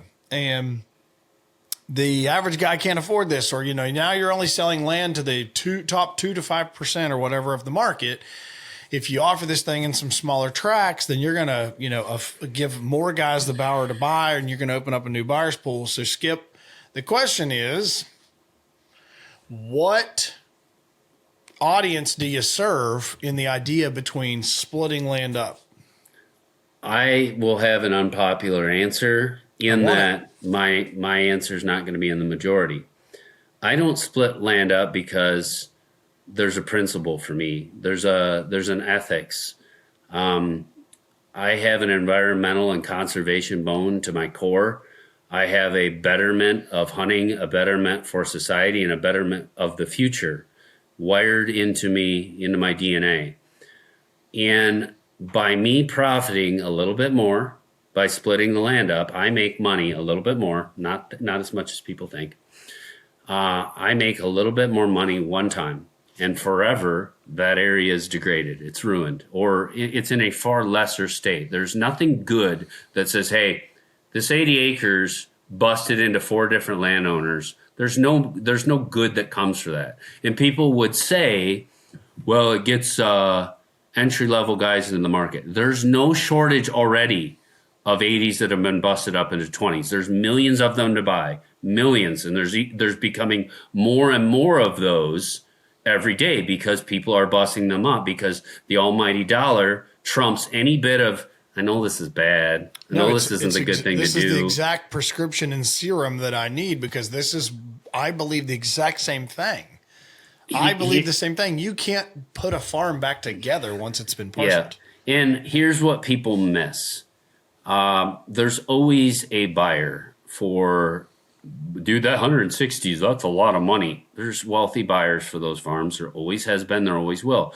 If you make that 160 far better than any other 160, instead of busting it up, you just make it better than any other 160, you'll sell that for a premium, a good price. Like, hey, I paid whatever, dude. I mean, the numbers are irrelevant, but I paid 10, the market's actually 11.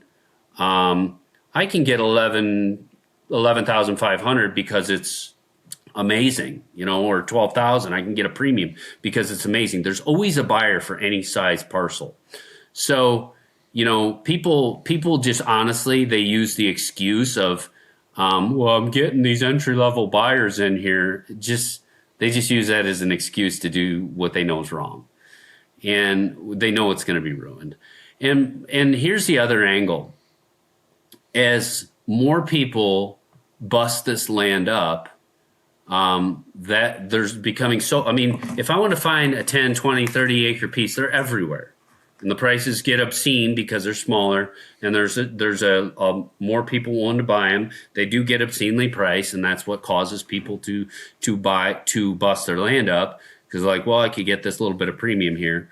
It's not as much as you think. But as that happens over time, more and more, especially for the long term, the bigger parcels are probably the best long-term investment a guy can make, because you say they're not making any more land. They're definitely not making very many larger parcels. They're making the opposite. They're making more busted up parcels. So the bigger a piece you have, over time, it's going to be worth the premium, because there will always be wealthy people in society. Whether you like wealthy people, hate wealthy people, it doesn't matter. It's the market. There will always be people with money.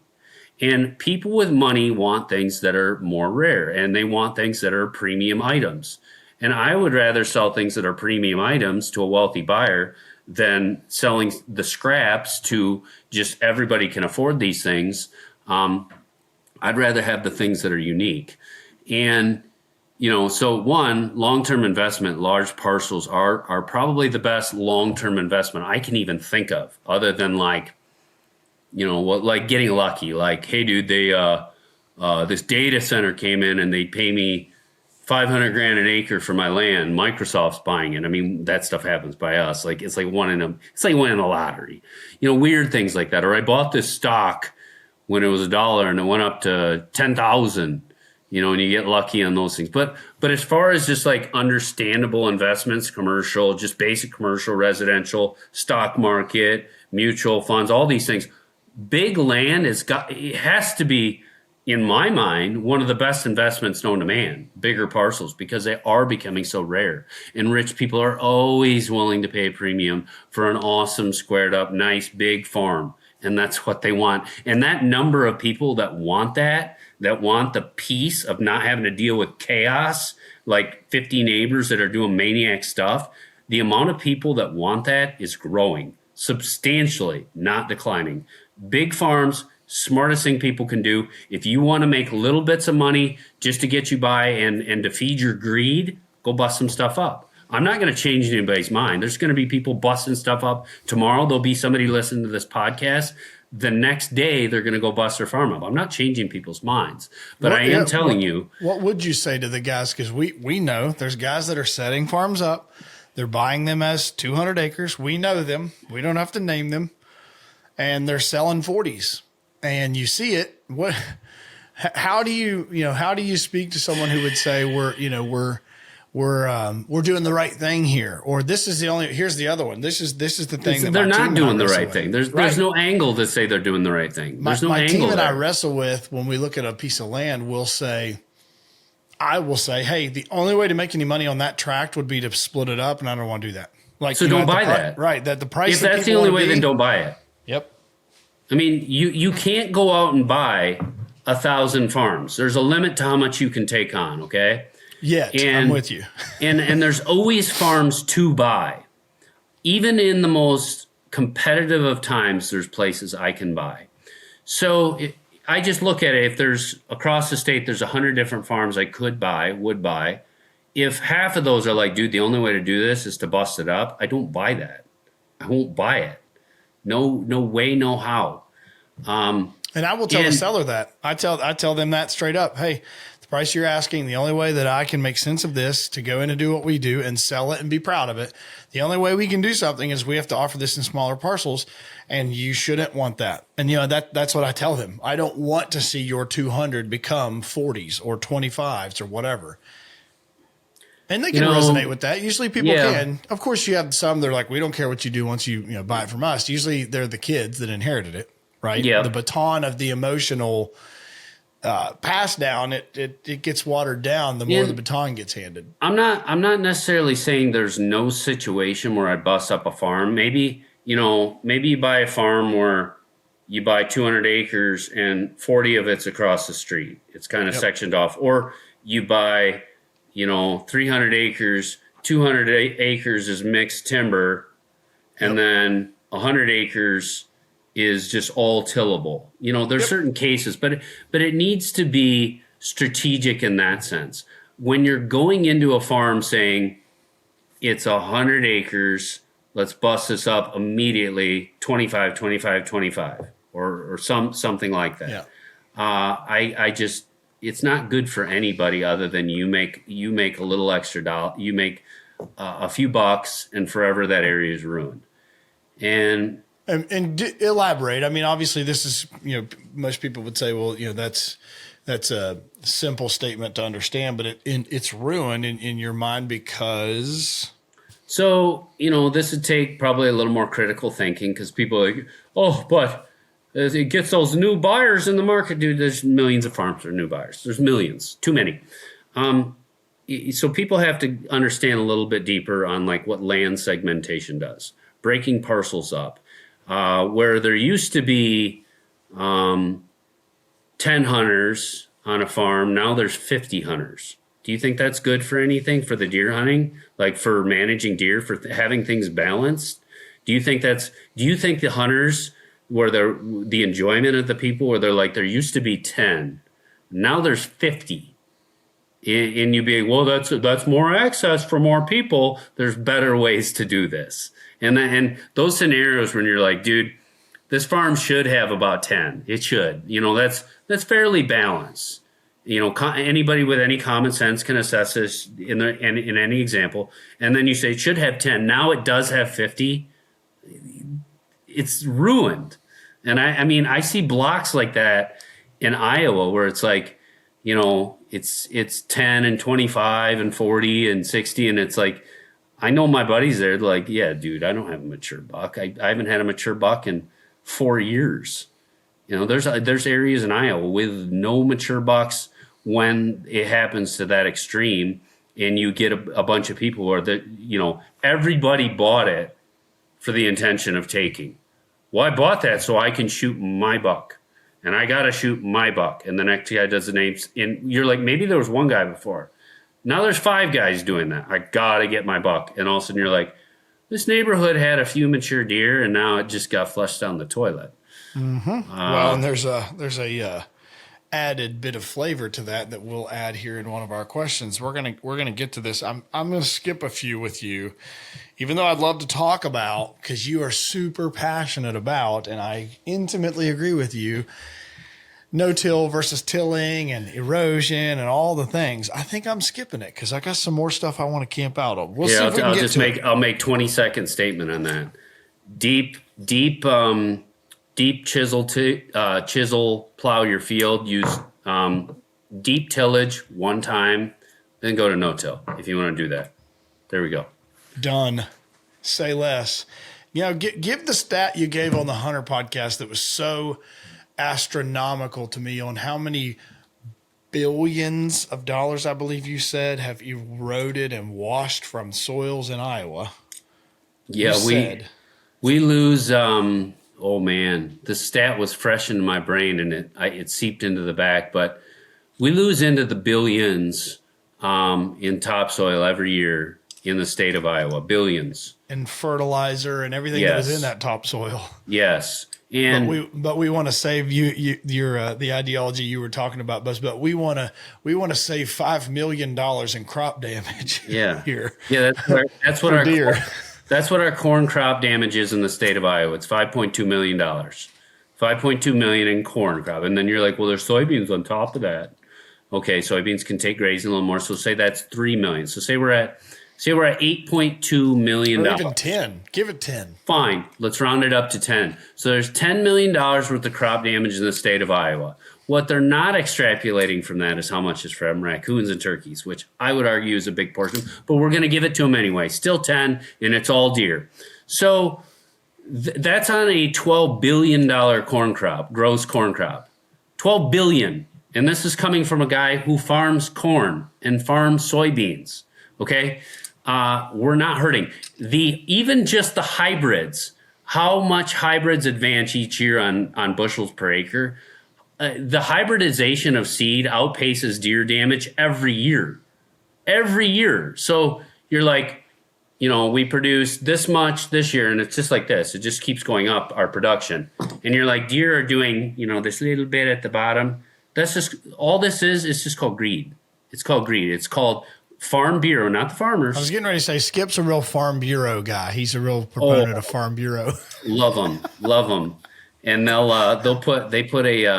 they put a social media post the other day out with a picture of a beautiful sunset with a pheasant in the field. And it's like, dude, you don't want any animals. You didn't even know how that was grown. You don't want any habitat, period. You don't. Because $5.2 million, call it 10 with soybeans, and we're rounding up, $10 million in crop damage when corn alone is $12 billion in Iowa.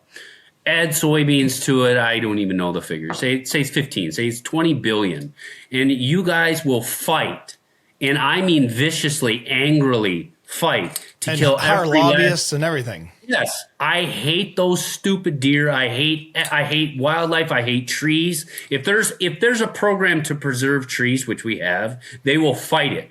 Because call it $20 billion in crop is not enough. If it's 20 billion, no, we're going to fight to the last breath to get it to 20 billion.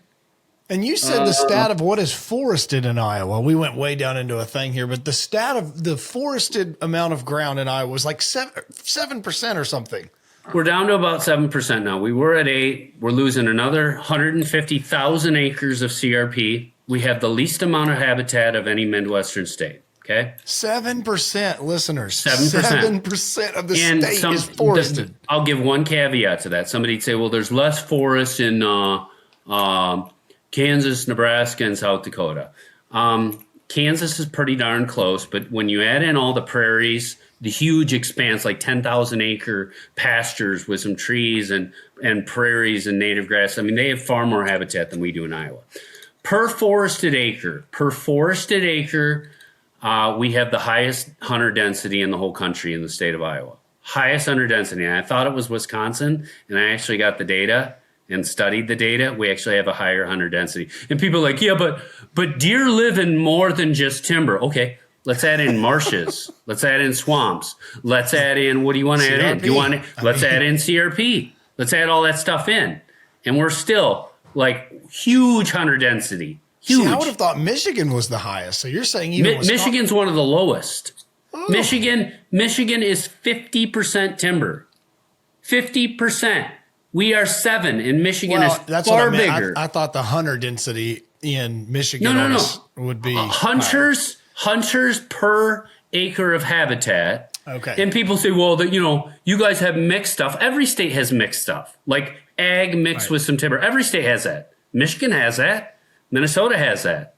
Pennsylvania has that. You name the state. We all have that. We don't, unlike any of these other states, we don't have like a huge forested region where you're like, dude, that farm is 5,000 acres of forest. We don't even have a farm that's 5,000 acres privately owned. We don't even have one. Ohio has one. You have far bigger than that. Not a ton, but you have bigger farms. So we have small farms. We actually do. We have small farms. A lot of cut up stuff. We have the least amount of timber, least amount of habitat. We don't, like, when you look into data, like, well, they live in marshes and cattails and swamps. We don't have any of that. It's all been drained. It's all been tiled. We don't have that. You can go and drive 100 miles and be like, maybe I saw a spot over there. You could maybe see some deer and hunt there. And then you'll go over a river system, which will have trees, and there'll be some deer, usually pretty low numbers, though, because it's so easy to hunt.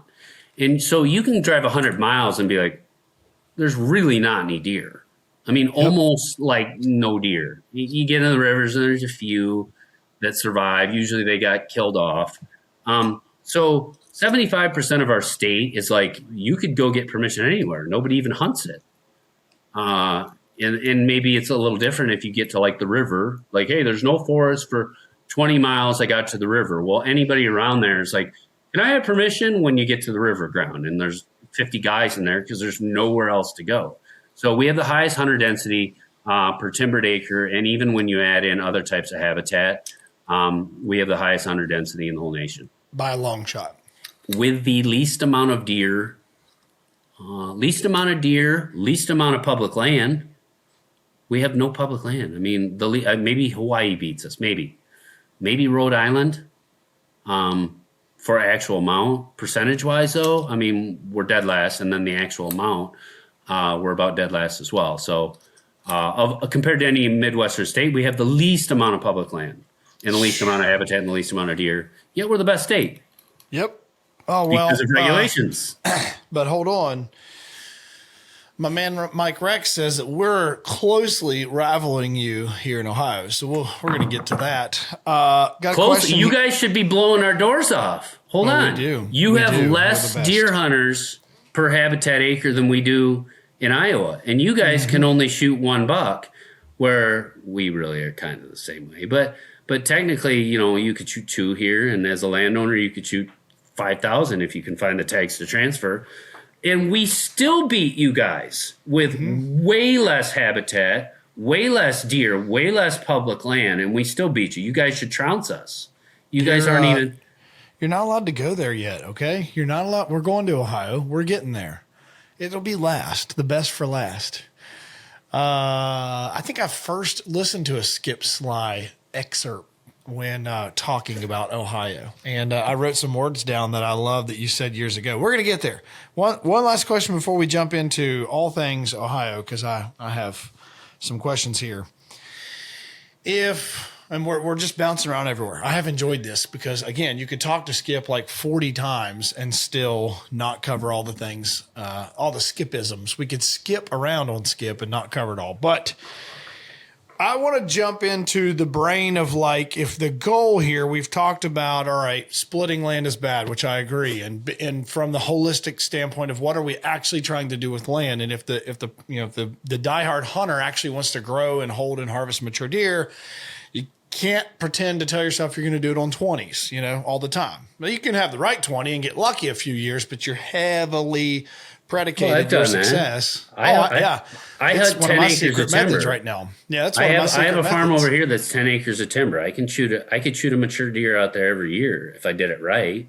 Yep. But the second somebody's like, nope, that's all I'm ever going to hunt. I'm not going to go to any public land. I'm not going to ask permission. I'm not going to find anywhere else to go. And then I have to shoot a deer off that. When everybody has that mindset, then we get into some serious trouble. We're jumping into the habitat brain here. If the goal, and we remove some of these variables of acreage size or whatever, maybe you frame it with acreage size. If the goal is to hold and hunt mature bucks, that's what we all want to do, right? That's the overarching theme of the diehard hunters. We want to hold and hunt mature bucks. What do you feel in all of your years of doing this are some of the non-negotiables on a property to get you there or get you headed in the right direction?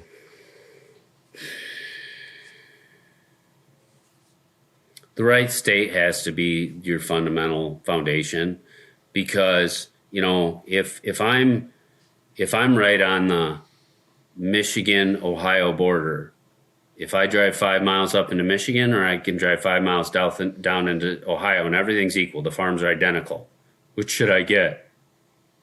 You out of your mind? You buy in Ohio. Why? The farms are identical. Michigan's a Great Lakes state. That's a really nice tagline they have there. And They got the and lions. They do have some nice lakes. They got some nice lakes. They got Gretchen Whitmer. She's great. Detroit, it's gorgeous. I love that city. So they had Sharon Moore had. So you go, wait a minute. So if I buy in Ohio, on average, just to start, it will be way better.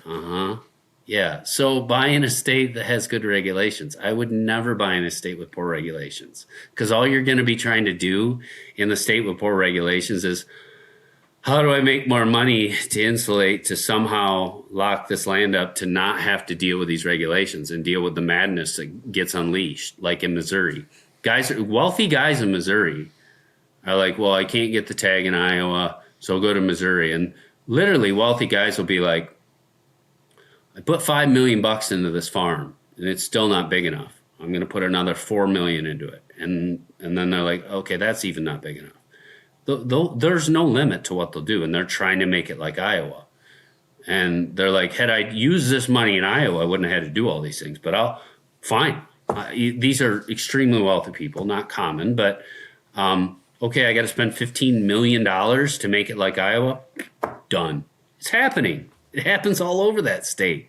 And they're like, why do you need that much? I don't. It's just that's how much I need, so I don't get everything just ruined because of these crazy regulations.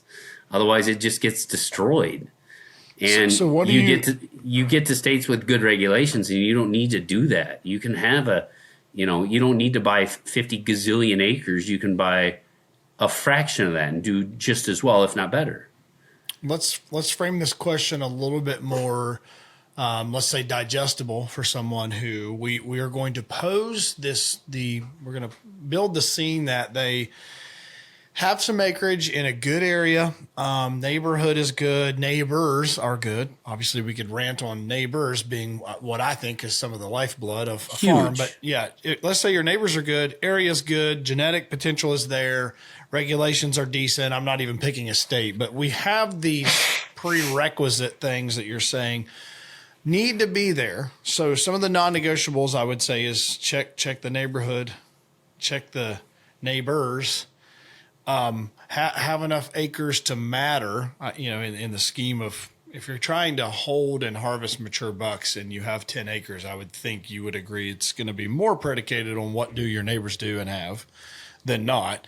But assuming all variables are similar and headed in the right direction, what do you think are some of the things that are some of like the biggest misconceptions in land management, like things that people obsess over that are just a misconception in what it takes to be successful? How to get the giant buck on your little farm year after year. Like, I think nobody in particular, but maybe consultants would sell that idea.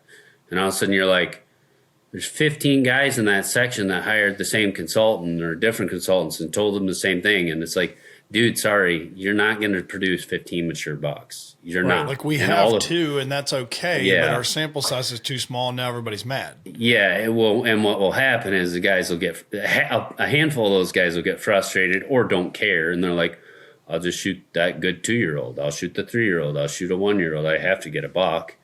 And those neighborhoods just stay perpetually destroyed.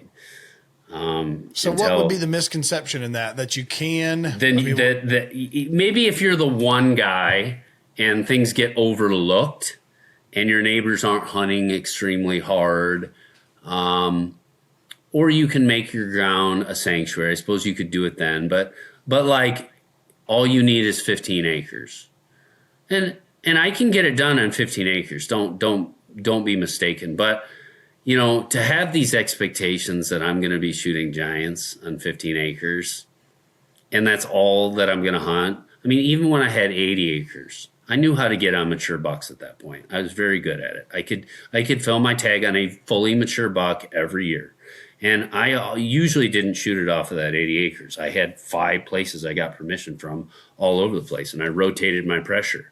Like, I don't care how good of a hunter you are. If you're hunting 15 acres, you can try and set it up so it's bulletproof this way, bulletproof that way. But I mean, and then the second your neighbors are doing stupid stuff, well, they're just going to push them into your 15 acres. It's like, dude, maybe in these magic cases, it can be done. I'm not saying it can't be done. And I know I could probably do it, but there's so much going against you. It's such an unpractical expectation that you're going to be shooting monsters off of your 15 acres. How to tag your buck off of the small parcel every year. It's like,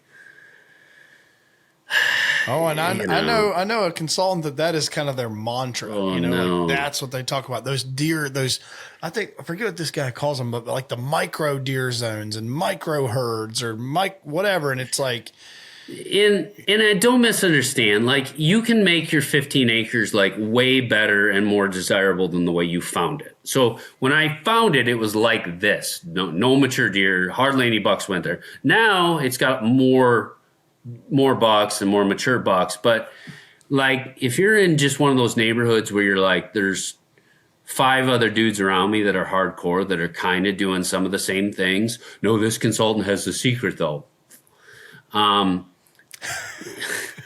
They're doing the same things, food, good habitat, good cover, hunting it wisely, just the basics. You're just really going to struggle if that's your expectations. Now, and I'm not knocking the guy. I mean, we leased 5 acres because I had nowhere to hunt and I was sick of public. We leased 5 acres one time when I was a kid, me and my brother, and I could see him across. I'm like, hey, and we didn't see any deer. So I've done it. There's a deer. Yeah, it was horrible. It was awful. Well, tell me this, Skip. Do you agree with the sentiment? This is what I tend to frame my brain around the smaller tracts. Is if someone has a smaller tract and they're asking me or you or someone, what can I do? What should I do? What's a tip and a trick? Sell it.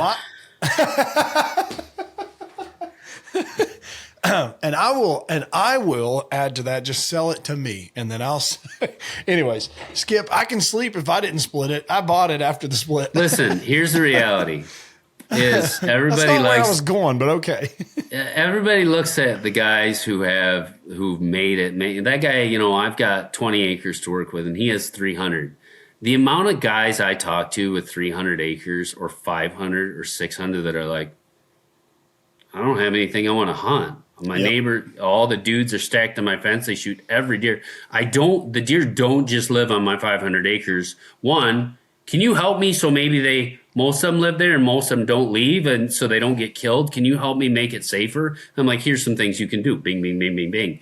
But the amount of dudes I talk to with big parcels that are like, I get annihilated by the neighbors. It's the vast majority. It's not like 1 out of 10. It's like 7 out of 10 that are like, dude. We're going to my question now then. We're going to the big question for Skip.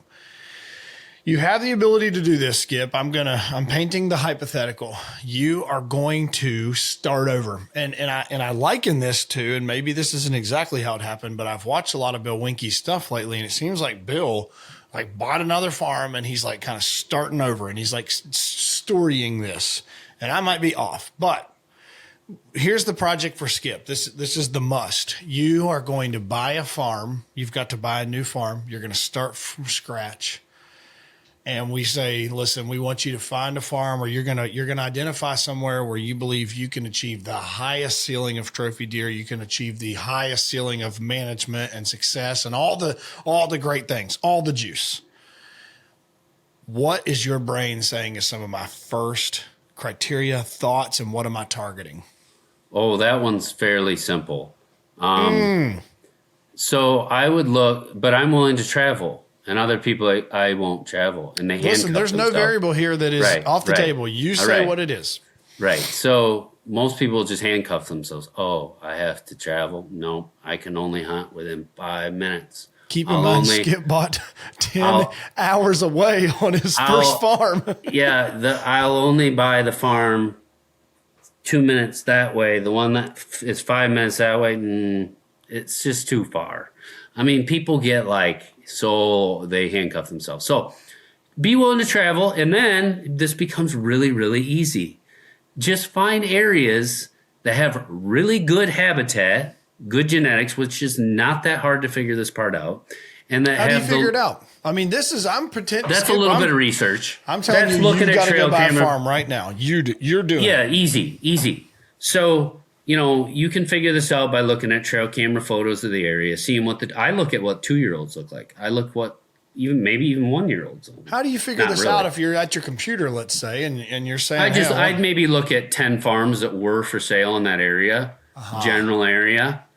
And I'll look at hey, the listing photos. I don't care what they killed. I want to know what do their 2- and 3-year-olds look like. And I'll go, okay, they got the genetics. The genetics are pretty good. Doesn't mean that's exact, but okay, I looked at 10 farms in this county that have been for sale in the last 5 years. I don't care if it's 10 years ago. You can find farms on land.com that were for sale 10 years ago and look at their old photos. So you can find farms in any county, the past history of them, and see what they posted back in the day for trail camera photos. You get an idea for genetics. It's just a start. It's a reference. And then I want low population of people, low population densities, which is generally extremely rural, generally suppressed economically, because if it's got great economics, there's going to be more people there most of the time. And when you have great economics and a little bit more robust amount of people, your ground prices will be higher. So almost by definition, state of Iowa would fall into this category. State of Kansas would fall into this category. When I buy in the suppressed regions where it's not like the primo farmland, where it's okay, if you want a mixed farm in Iowa and the primo farmland, it's going to be $12,000 an acre. You get into the rural places that don't have as much money and you're like, oh, I can buy it for $7,000 an acre.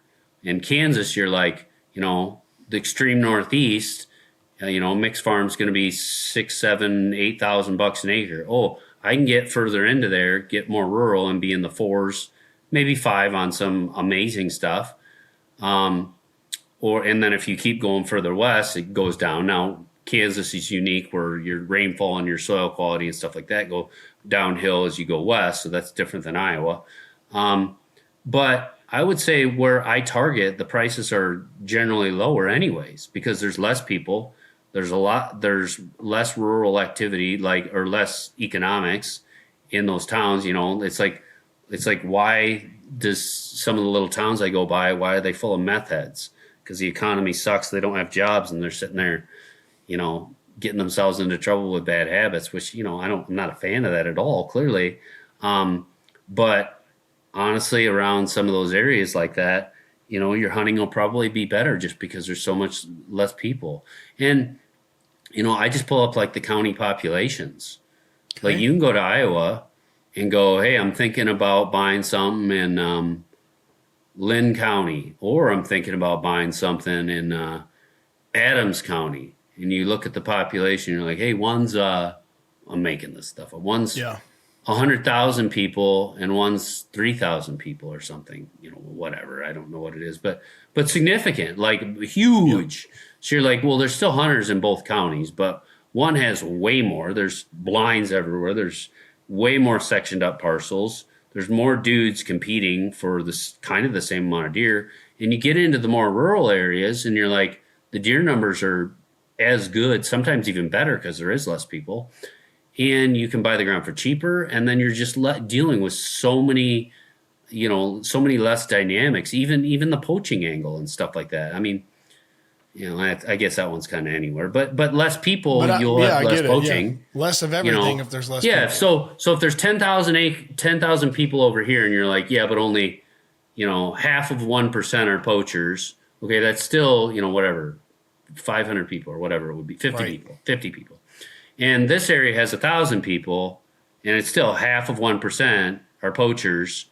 You're like, it's a fraction of that, a few, so, and even the legitimate hunters or whatever, just the amount of people that are out to get a big deer, you just have so much less of that. And you have, so if you get into the rural areas where the ground prices are suppressed, they're lower, your chance to get into better age class deer is automatically better. So when I go to these rural areas and I buy a farm, I can pretty much plan on it. Like, this is the age class I'm going to see. If I buy in some area where it's like it's just infested with people, I know that the second I put trail cameras out, the age class is going to be not nearly as ideal as these very rural counties. So rural, good habitat, and I don't mean like rural and dude, there's no trees around for 500 miles, like not that, but like good habitat, genetics, good habitat, low amount of people, reasonable ground prices. That's it. Very simple. Don't make this complex. But the only thing you would overlay to all of that is pick it in the right state. That's your macro, right? So right. Your macro and your micro. Your macro level is picking in the right state. Like, okay, dude, there's a farm for sale in Kansas with the exact same dynamics, or you can go up into Nebraska, same dynamics, same amount of people, same genetics. Oh, I'm not buying in Nebraska. Their rifle season's madness. It ruins it. You go across the line, it's not even close to the quality of Kansas. Not even close. And they screw their own residents over by having these stupid regulations in Nebraska. And maybe Nebraska's $2. I think it is. Kansas is $1. Even Oklahoma's got some bomber deer. It's better than what it used to be. But you go from Kansas into Oklahoma, $1 state into a $2 state. Why would you want to own on the Oklahoma side? There's no advantage to it. It's better in Kansas on average every time, like that, county-wide, for example, if you were to compare two counties. The age class is wildly different. So at a macro level, just target the states with good regulations. And it sucks for those states because they did things right. Now they have a bullseye on them. Yep. Sucks. And, these non-residents the residents really need to be saying, we need to put a non-resident quota in place. We can't take an unlimited amount of people. And guess what? Ohio has a huge bullseye on it. Probably the biggest bullseye of any state in the country. The biggest bullseye. So, the amount of dudes I know from New York, New Jersey, Pennsylvania, Michigan, just down the list. I'm buying stuff in Ohio. Way better than what we got here. And then the state of Ohio, I check in with them and I say, hey, state of Ohio, is there any limit to how many of us can come over there? Oh, no. As many as we want? Yeah, as many as you want. Oh, come on, guys. Let's all go to Ohio. It's all bought up. All right, we had to take 5. I usually never have to pee worse than the guest, but I had to pee. So we are back. And he alluded to where I want to go next. Here I am in the Buckeye State, Skip. I moved my family from West Virginia. I'd been hunting Ohio for 20 years prior to living here, but moved here. Technically, you could say I moved here for deer, and I have built a business around deer. Technically, you could say, and we're kind of doing this thing, and I am really concerned with a lot of things that are going on in this state. And I want to make sure people are hearing me clear. I had somebody say the other day, like, are you just going to quit selling land in Ohio? And it's like, I don't think that's going to be, don't think they're going to hear or listen of Tyler at Legacy Acres Land Company is going to stop selling land if we don't fix regulations. I don't think I have that liberty. I've got kids that are 12, 10, and 3 and in school, and, we kind of have a life here. So it's not that we can just take our ball and go home. Your money-making ability in Ohio with bad regulations is not going to be hindered. And listen, you can make your regulations even worse than they are and make your deer hunting even worse. And still, you are surrounded by hundreds of thousands, if not millions of people that are like, I know it's worse. It got even worse. Like it's 2030 now. Like it's worse than it was in 2026, but it's still so much better than my state. I'll still buy land there. And that's truly, I'm West Virginia, no slack to West Virginia. Biggest deer I ever shot in West Virginia was like 146 inches. Now there's big deer that grow in West Virginia, but overwhelmingly being 25 minutes from the state of Ohio property line, you said it earlier. It wasn't a question. When I turned 16 and I started driving, my grandpa had 200 acres in West Virginia that was beautiful cattle ground, beautiful rolling pasture, cattle farm. And he had 26 acres in Ohio on the river on the Ohio side. Where do you think I wore the snot out of? Where was I seeing the best deer? Where was I the most excited to learn how to do food plots? Where did I cut my teeth it was over there. And I was knocking on doors, like you said, and getting permission and getting leases and talking to this guy and finding out who the farmer was. And then talking to his guy that he trusts that lets people hunt and talking to him and buying him coffee. And I was in Ohio. I wasn't in West Virginia because I had seen the fruit. I had trail cameras that were like, bruh, you never took a picture of a deer like that in West Virginia ever. And I'm not slighting West Virginia, but of course, Skip, you would agree with me. It's not, when we think of big buck producing states, West Virginia typically isn't one you're going to put in the top 5 or 10. So love you, Dave Miller, Southern West Virginia big buck killers, and everybody else in West Virginia. Please stick with us. We're not dogging West Virginia, but he said it. Regulations. I bet they know that Ohio's better. Well, it's the single. They know it. Throw one stat, one buck state in Ohio, you can kill like 5 legal in West Virginia. Oh my gosh! Literally, you can. I know it's 3. You can kill 3. You can get a tag for a gun, bow, and another bow or whatever. You can kill 3 in West Virginia a year without question. I think you can kill up to 5. Someone bust us up in the comments. Unbelievable. So how many or what's their gun season date in West Virginia? Oh, it's forever. It's like it's a full. So it's the week of Thanksgiving, then it's like another doe week, and then it's like another. I mean, I shouldn't say it's forever. It's not as long as some of the other states I hear, but it is probably.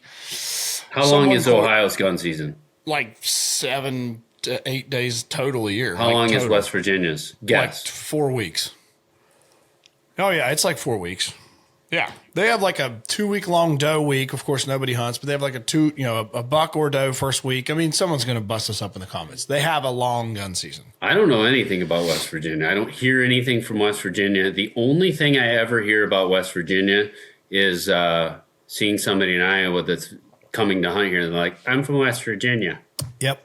I'll tell you the secret thing in West Virginia that you'd be intrigued by, Skip. There's 4 counties in the bottom of West Virginia, the bottom 4. They are Logan, McDowell, Mingo, and Wyoming County. Those 4 counties in West Virginia have been bow only for like 35 years. Guess what comes out of there? Giants. And they're 1 buck. Yeah, they're 1 buck counties. Bow only, 1 buck count. Giants, mountain giant bucks. But you better want to hunt strip coal ground, you're talking steeper than a horse's face ground. You never heard of a food plot down there. This is man stuff. Okay. Right? So it works in junk central of like, not junk, but like rugged, very difficult to hunt. Not ideal deer. Poor soil quality. So what if they did that in 4 counties that had the right combination of things? That's what I'm saying. That actually like had great potential. Yeah, it's only genetic. It's only full genetic age expression down there. It's not even genetic potential. You know what I mean? It's just full genetic age expression because they can get to age. I mean, truly, Skip, there's, I don't know, multiple 200s come from the bottom of West Virginia every year. Like multiple 180 plus, multiple 170 plus. Gaggers come from there. Try it in 4 other counties, people, of like, more of your ag region. I don't know anything about West Virginia. I have no clue. There isn't a food plot down there, I bet, bigger than a half acre. They don't have ag. If someone could comment and tell me you know of a farm in those 4 counties that has a field, like you're doing something. This is coal ground, Skip. This is coal mined, strip ground, like minerals coming out of the side of the hill, rust looking cliff hillside. Like this is minerals coming out of the side. That maybe there is some good fertility there in certain ways. Well, I should say this is brine leaking out into the,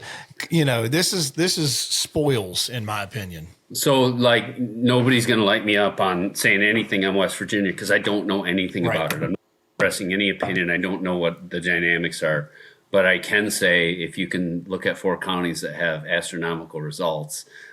Clearly, there's some potential there that isn't being reached across the rest of the state.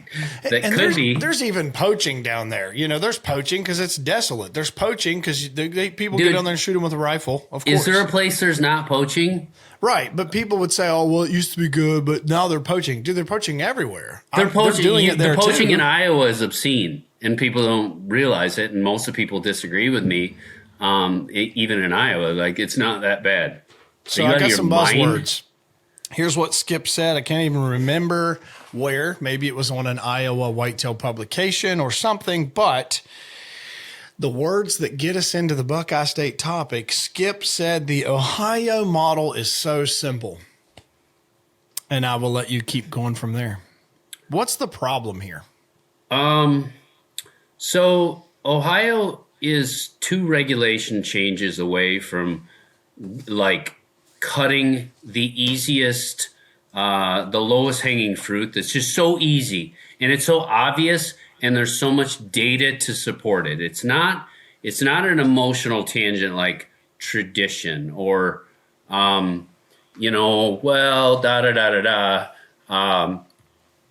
we don't have any deer, so we can't do these things or something weird. There's things with like, it's so common sense driven by data and common sense, which common sense is not common in society today. It's just not, I'm sorry. Even amongst hunters, common sense is gone among 80% of us. Some in our own house. To have an unlimited quota of non-residents is absolutely insanity. It's crazy.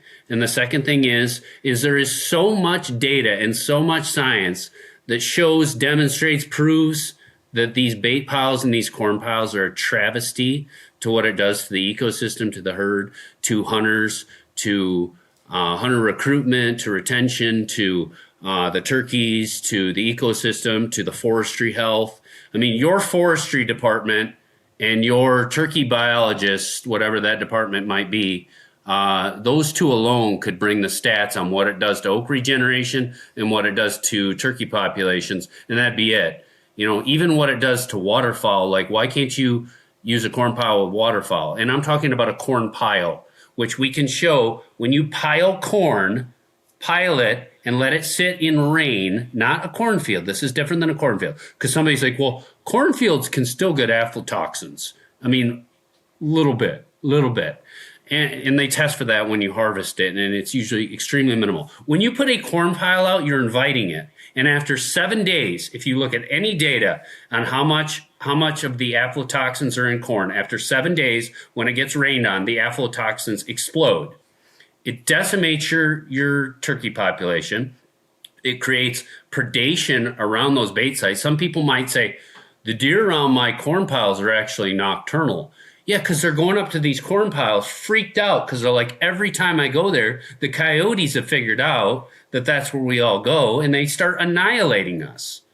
All the dumb deer. Well, they obviously know there's pressure they know that. associated with so the corn.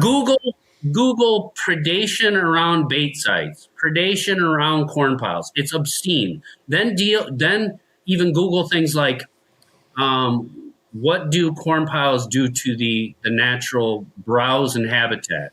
Or oak regeneration, which is hundreds of millions of dollars economy in Ohio. Your oaks, your white oak. What do you think corn piles do to oak regeneration? This isn't destroys something I've heard it yet. Okay, so this is why when I say something in any podcast anywhere, people say things and I'm like, what did he just say? I don't think there's any merits to that. That's what I'm saying. Just go look this up because I know this stuff inside and out. But just Google. What do corn piles do to oak regeneration? Which is that's billions of dollars long term to your economy. Your whole Amish community relies on forestry for their livelihood. Your whole economy, even landowners. So what you're doing with these corn piles now is screwing people 20, 50, 100 years from now. Big league. I mean, it ruins oak regeneration. It ruins forest health. And I could just keep going down the list. The nutrition value, the pulling the bait away when the season ends, and then they especially destroy the habitat around the bait sites because they're like, there's 100 of us, and we don't have all this delicious corn piles here. What's left? Nothing left. And then they just become in far less ideal health than had that not happened, had the forest been properly managed. And then even the things like today, I'm going to go run my chainsaws to do timber stand improvement, to improve my timber for the future value for oak regeneration, all those things. And I can only, I can compare Ohio to Iowa. Going from Iowa to Ohio, when I see the timber stand improvement work, I'm not saying it doesn't happen in Ohio, but at a far less prevalence. And even stuff like big expanses of diverse food plots, legumes like clovers, alfalfas, rye blends, stuff like that. It's just so much less, which benefits the whole ecosystem. It feeds them year round. It's so much less in Ohio versus Iowa because we don't just say, well, I'll just throw out a corn pile. Why do all these extra things? I just throw out a corn pile. I mean, the list of negatives literally on corn piles are proven. Scientific or just from a practical hunting standpoint on data on like hunter recruitment between states, keeping kids captivated, you know. There's so many facts and receipts that corn piles have just a huge list of negatives. And then you say 50 negatives, and I could give you 50, but I won't bore you. How many positives are there? There's some. Helps me kill deer easier. I don't have to take the time to scout. And I sell bait to hunters. Well, I was going to say, Skip. What else? I mean, you've nailed these. The only, supposed benefits.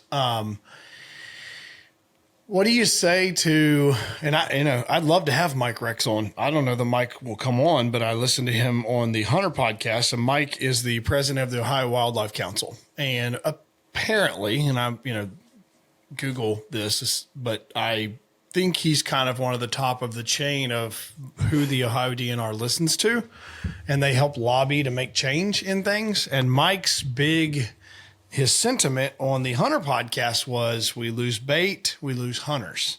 We lose hunters, we lose votes. And I'm going to give you the whole long-winded was, if we take bait, we lose hunters. If we lose hunters, we lose votes. Well, but this is the part that I think he probably bolstered a more captive audience in, because this is where I'm curious if you agree or disagree, is if we lose hunters and we lose votes, when we lose votes, we lose. Mike said, and this is the part I agree with him. He said the hunting community is not unified. It is a very ununified community in the community that wants to ban hunting, insurance lobbyists, all the people that are against hunting, let's say even Farm Bureau, they hate hunting, hate Farm animals. Bureau loves bait. They love bait. Well, we'll take them off then, but if you take a unified community against an ununified hunter community, that we lose in war. What do you say to that? I'd say that's a emotional argument that has no facts or realities based in it. And I don't mean to be harsh on that statement, but it has so many flaws in it. So you say, well, if we take away bait, it's not going to unify hunters. This bait is causing major division in hunters. Okay. Even like if I was a turkey hunter, I'd be like, do you deer hunters? And I wasn't a deer hunter and I don't turkey hunt. So I'm putting myself in the other shoe. If I was a turkey hunter, I'd be like, do you guys realize what you're doing to our sport? You're ruining this. And I'd be pissed off, rightfully so, because you're degrading. If I was a hunter, and I am a hunter and a forester, which I am, I'm both of those, I'd be really pissed off at the baiting, because I'm like, guys, you're destroying our future. You're destroying our timber. That's divisive. Baiting is divisive. The people who are like, dude, I actually did the work. I did timber stand improvement. I put in diverse food plots for the benefit of the soil and also to the birds, and cover for the pheasants and chicks and turkeys. And I do all this work. And then some dude just like, oh, I just throw a freaking corn pile on your fence. That's divisive right there. That's dividing hunters. And there's a line there. Go back to the 20-acre people, Skip. This was what I was going to tie earlier. Let's take the 100-acre farm, and let's take the ideology that we did split it to 4 25-acre tracts. Now we have more hunters on those 25-acre tracts. And what is each hunter on each 25-acre tract doing? It's a bait competition. And so if I don't have the bait out, my neighbor's going to have it out. And so it forces everybody to debate, to bait. So, the competition, and now you're ramping up the amount of bait littered on the landscape, which is devastating the ecosystem at far higher pace on so many different dynamics. It's bad for everybody. It's bad for the future. It's bad for the current hunters. Now, here's what I would say to Mike, with all due respect, and I respect that Mike will have dialogue on these issues, and then we'll come on and voice opinion, push back, work through these things. But I'd say, Mike, when you're going on to have these discussions, do you have an open mind, or is your mind already made up? And I would also ask, with all due respect, just so I understand, nothing wrong with it, Mike, do you use bait? Do the people you associate with use bait? Because, I mean, it'd be good to know those things, you know, so you'd understand maybe there's a bias there. If he, and he can say yes, I mean, that's fair. But, you know, it's like when a politician runs for office, you have to, a lot of times they disclose their financials or disclose their business interests. I mean, those are in a public sphere. That's how it should be. You should be disclosing, like, yeah, I use it myself. So I would, and I think he needs to answer that. Like, yes, I use it. So then people could go, well, maybe he's saying the things he's saying, and maybe he has his mind made up because he utilizes it. There's a bias there. I just think it's fair that he expresses one way or another.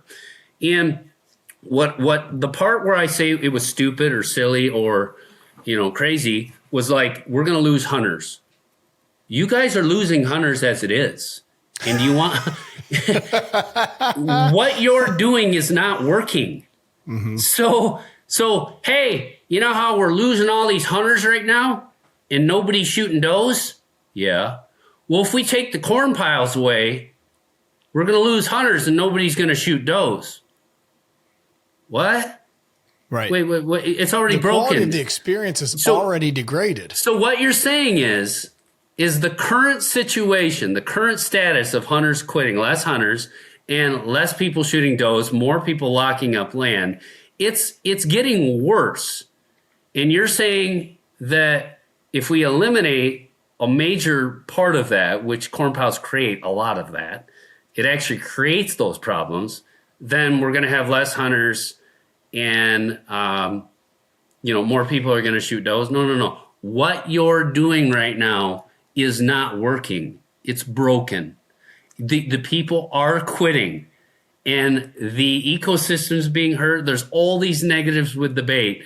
And the does are not being shot in most of these regions where people are like, I have my corn pile. I have 4 months of hunting season, maybe 5. And you're like, why aren't they shooting any does? And they can't figure this stuff out.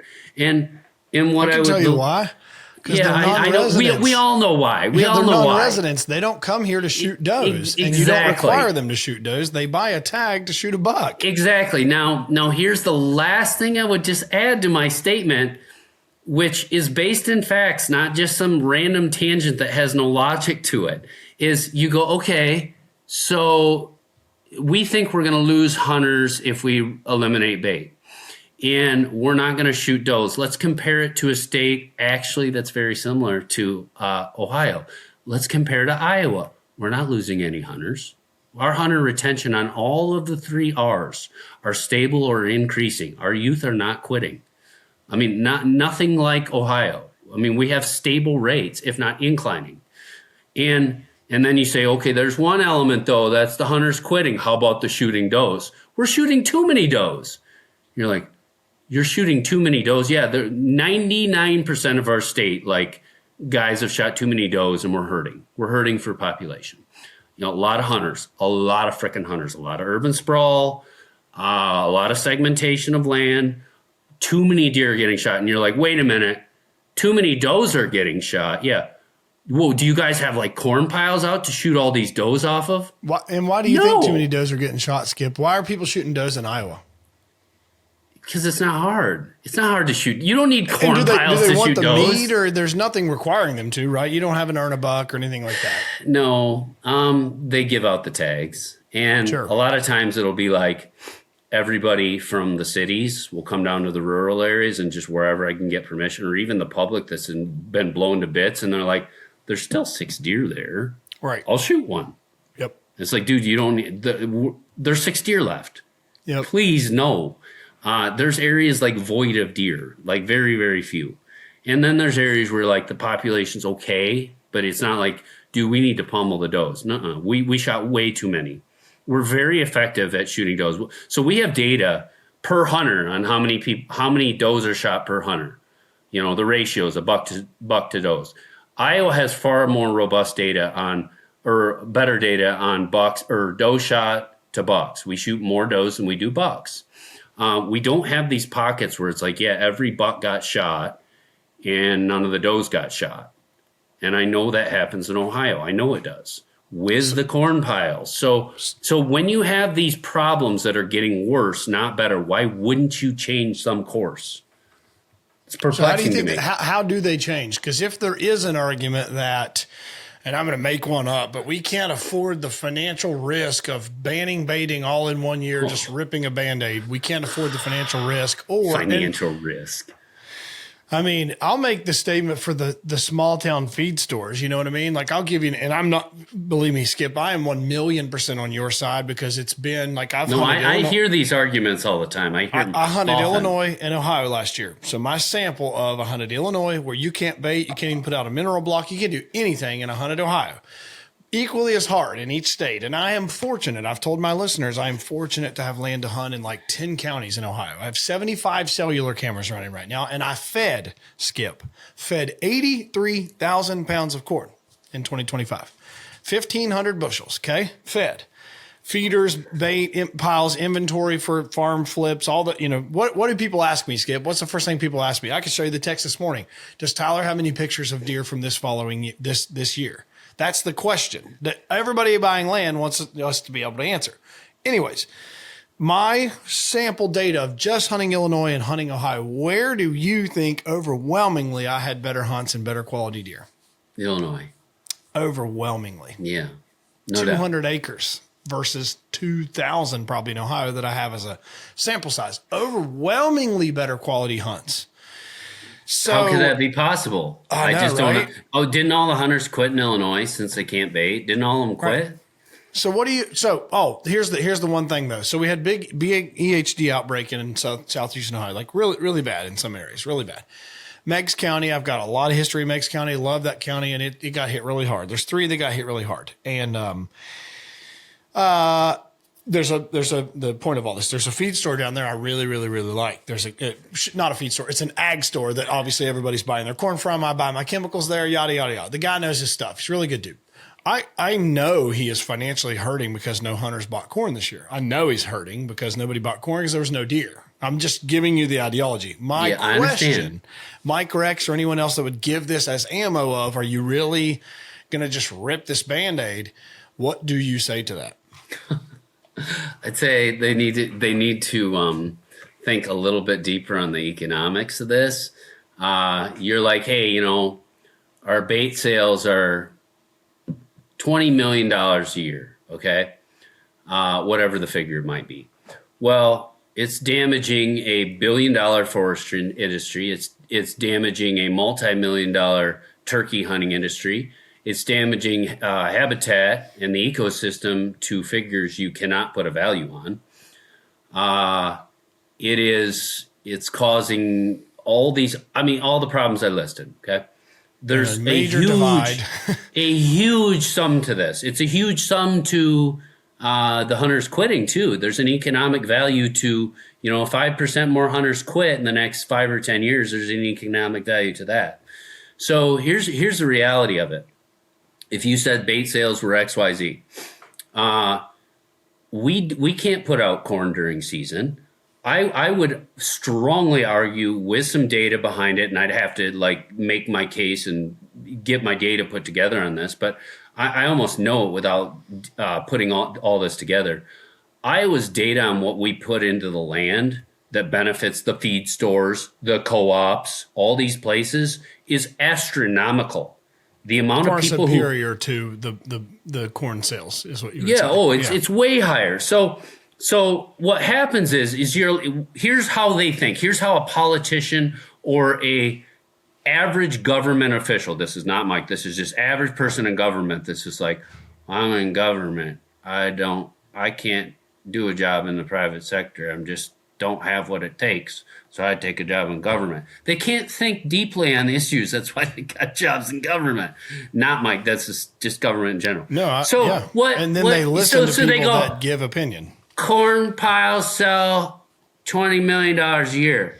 If we eliminate that, that's $20 million out. No, it's not, because people are then going to start putting in food plots. They're going to buy no-till drills. They're going to have these fertilizer bills that are astronomical. If you let them feed proper nutrition outside of season, which I've said before, it's not like it doesn't have some negatives, but it has far more positives. It's not just for killing deer. It's supplement. It's when other things are growing too.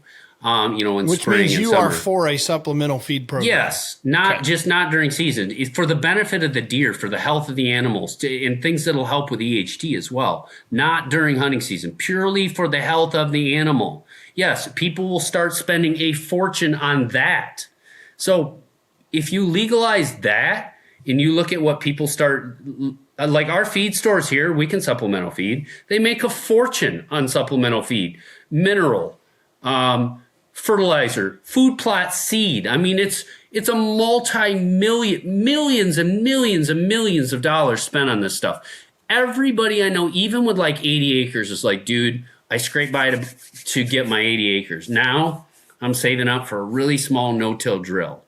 Yep. And I'm saving up for all these things. And you look at how many people do that here versus the bait states, it's far more here. So our economy, it's not just one. You can't just look at one line item and say, if that one line item's gone, then it's gone. No, it's made up for in so many other ways. And even the things that will replace that one line item, like food plots, fertilizers, equipment, just down the list. And then you go, oh yeah, it's not hurting now billions of dollars worth of future forestry. It's not hurting a huge ecosystem of other animals that people hunt, which is also millions of dollars too. So my point is, if you trace corn sales out and put a dollar figure on that, on the amount of corn sales, it is a net negative to your state, period. Removing bait would be a economic boost. We're just talking about money, which politicians love money. Great, good. It will be an economic boost if you eliminate bait during season. The economics of deer hunting and every other economic activity that the corn piles were degrading will all be enhanced. Everybody will win except the dude that says, I just got to hunt easy. It saves me a little time on scouting, and I make money just selling corn. Those three categories lose. I totally admit it. But then every other category of all these negatives wins. Yeah, to the ag store, let's say, or to the deer feed store, sell drills now, sell fertilizer spreaders, sell, cultipackers, sell whatever it is that if we're going to switch the mentality here that we made a lot of money on corn sales, and something, Skip, I want you to speak to, when we talk about supplemental feed programs, like I've got my own little 15-acre property here that we're going to build a house at, and I feed the deer behind it because I want to see them. And it's a soybean, sunflower, corn, mix. It's a mix that is an actual supplemental feed, not just straight corn. I think the idea that people would spend, if we talk supplemental feed, if we just went to that in Ohio where you can't bait during the active hunting seasons and you go to supplemental feed program, would you agree it's more likely that guys aren't just putting out corn if they care about supplemental feeding? That's going to be a protein mix. That's going to be something even more expensive than just buying straight corn. I don't know anybody that puts out straight corn. At least people with a little bit of an education. Maybe the dude that's like, hey, I just want to see some deer behind my house in my backyard. Maybe they throw out corn.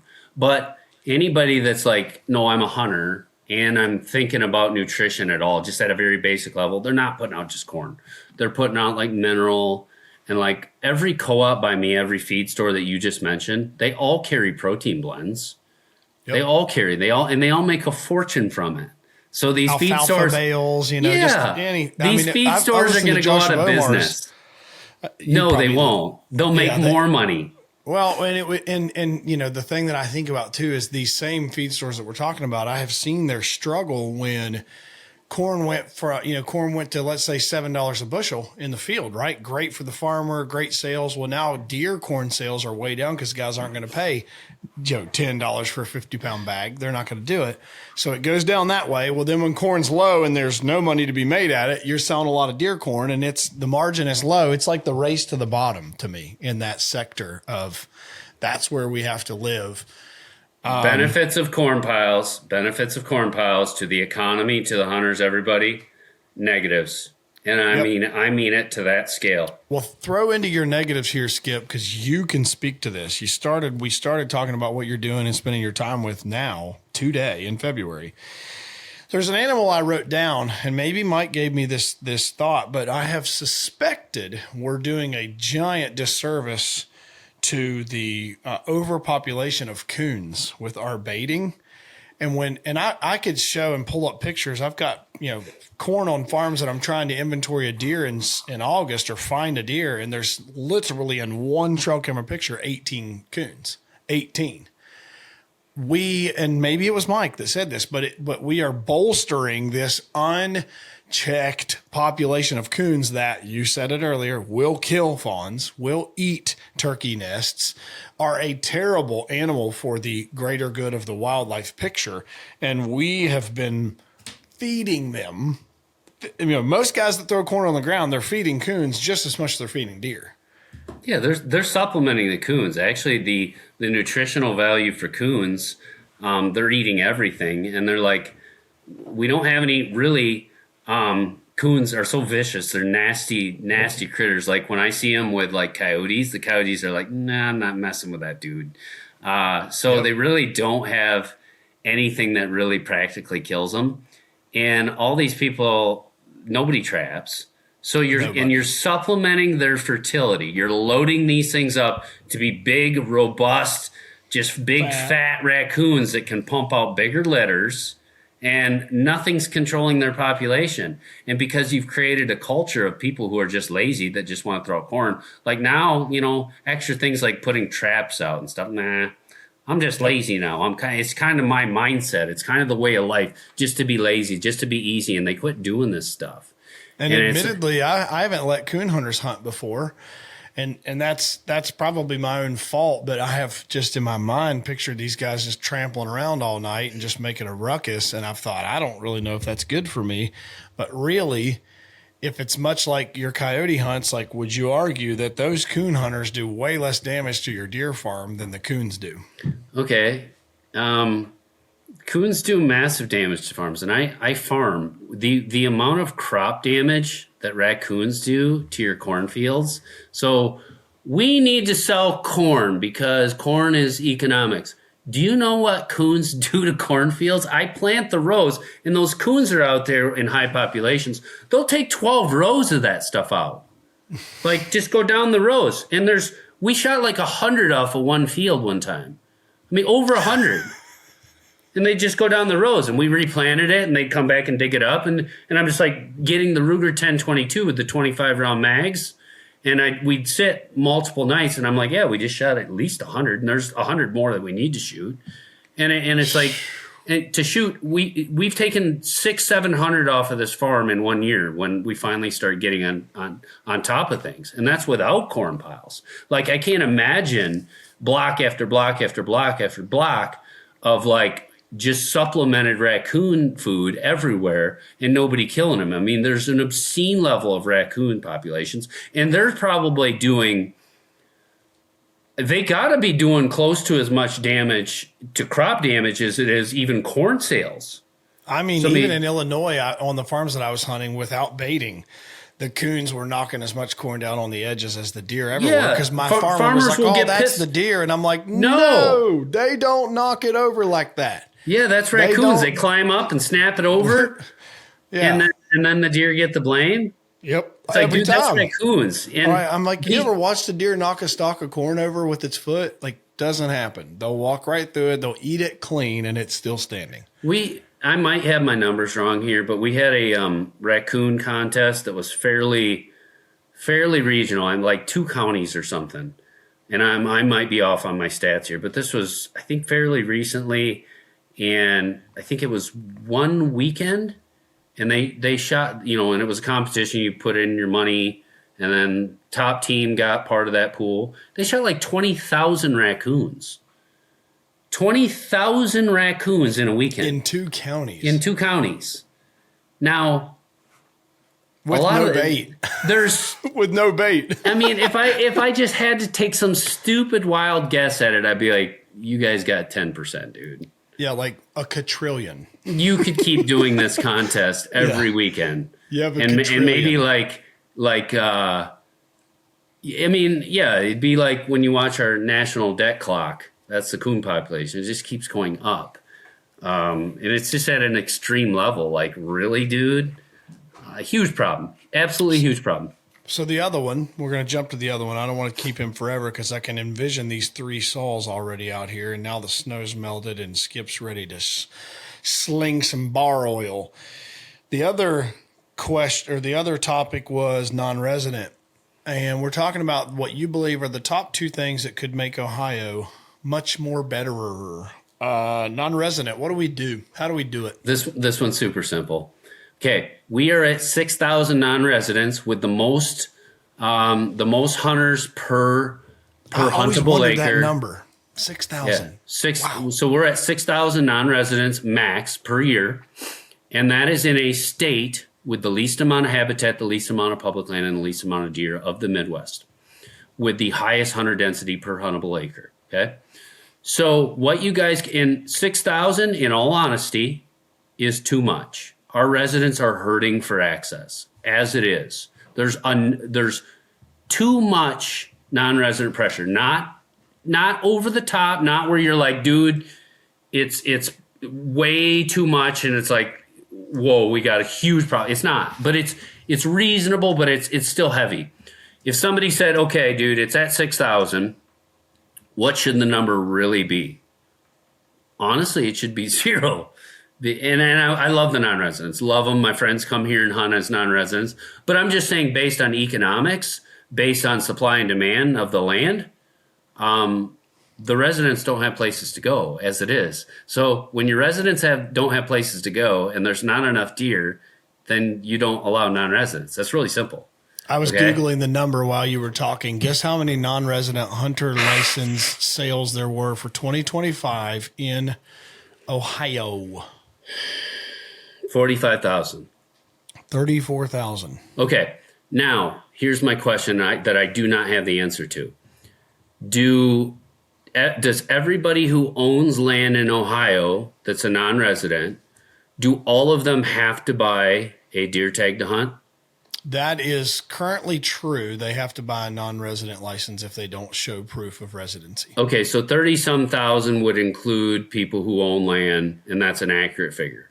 Yep. Okay, so we're at 6,000, and our deer population's right around 445,000 with 7% timber. Okay.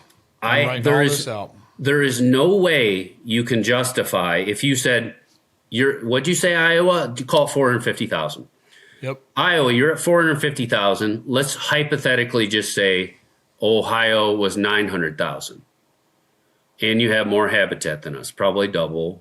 Call it double, call it 40% more, whatever. There's no way you should, if your deer population is double, that you should have more than double the amount of non-resident tags. So if we have 6,000 and it's too much for us, it's overwhelming our system, or it's hurting our system, not overwhelming, it's hurting us. You guys should not have more than 12,000 non-resident tags per year. Let's see if we can get total deer population in Ohio. And I don't even know how someone would know this. How would they actually have this?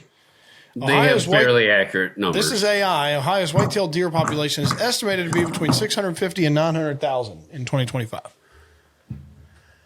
But call it 750,000. Say it's 750,000 and say we're 450. Yep. And you go, well, we got 300,000 more deer. So maybe your non-resident allocation is 9,000, 10,000. It's not unreasonable. 6,000 divided by 450,000, you're at like 0.13%. Well, even if you just did that at 750,000. The only reason you wouldn't do this is if you're like, dude, we do have tons of mature bucks. It's balanced. The does are being shot too much too. And we can't get guys to hunt the land, the private land. We can't get hunters to go in there. Bring in some non-residents. 9,700 tags to be at the same thing you're doing. that's what you shouldn't be any more than that. And this is like receipts to back this up. Like I can fully explain what the dynamics are in our state, how many non-residents come here, what it does to our system, what puts pressure on our system, and our residents are hurting with 6,000 limit. You wouldn't want any more than 6,000. I can tell you that in Iowa. If anything less, but I don't want to change. You just leave it be. I love my non-resident bikes, love them to death, but we don't want to increase it. Definitely not. Right. And you know, if like I said, if the residents of Ohio are saying, dude, we got so much ground to hunt, I can hunt wherever I want. Like people are asking me to hunt because they, you know, the big bucks are damaging their trees and, you know, they're rubbing everything because there's so many giants and, you know, and we can't get enough hunters out there to fill the spots. Okay, bring in a bunch of non-residents in. But I'm not, unless I'm mistaken, I'm not hearing that residents have all this just access to premium, good quality land, or even just quality land, you know, and that's the number one reason. We have to remember this. That's either number one or number two on any state's data on why hunters are quitting. It's access to quality land or access to having a good quality experience. You know, you could have access to land with 1,000 other hunters there and don't see any deer, and the hunters are going to be like, bye, this sucks. So access to quality land. That is the number one reason, or number two in any state, why hunters are quitting. So if you don't want hunters to quit in Ohio, fix the access issue. The access issue is going to be significantly impacted by the non-residents. And somebody might say, well, what happens if the non-residents don't lease it and then the residents start leasing it? Okay, so right now the pool is this many people with residents and non-residents. If you take out some of the non-residents, that pool gets smaller. Like, we have residents leasing land in Iowa here. It's just, if we let all the non-residents come in, it would go, it'd explode. So you're taking that pool and shrinking it by not allowing all those non-residents. And here's the deal. The state owns that resource. So by definition, and it's the residents that control deer numbers, it's the residents that should have the first priority in every state. Wherever you live, you should have the priority over the non-residents. It would be better, based in just common sense, sound logic, that the residents were leasing that ground than non-residents. The residents are going to spend more time there. The residents live there 365 days a year, pay their taxes there, vote there. Down the list, you know, the non-residents are there for what, 2 weeks? 3 weeks, 4 weeks? Yeah. Well, I'm there for 6 weeks. Do you pay taxes there? No, you don't. Do you vote there? No, you don't. Well, here's Did you buy your bow? Too. Did you buy your bow? No, sorry, your crossbow. Did you buy your crossbow in your home state or in Ohio? In my home state. Right. So here's your total number for 25-26. Says total deer harvest in Ohio was 232,000, seventh highest on record. 400 now on permits issued. 424,000 deer permits were issued, which included 30,000 management permits, which is for a doe, and 138,000 either sex permits. So 140,000 buck tags, essentially. Landowners accounted for 62,000 of the checked deer. 232,000 were checked. You have non-residents killing 170,000 of the total number in the state. If I have that right, I mean, landowners accounted for 232,000 were killed, 63 by landowners. So now you have non-residents killing 170,000. Okay, so you restrict the non-residents, and now you help access issues, and you also help the residents who are there, will control the deer numbers to shoot does. It alleviates access. It alleviates so many other stinking issues. And you don't have the residents quitting, which someday you're going to be like, where's the residents that will shoot the does? Oh, they all quit. So you got an unsustainable path. We limit it to 6,000, and then we take, I think it's like 20 where we auction off to charity groups, which is fantastic for conservation. Like our tags go for $40,000 to shoot one buck in the state of Iowa.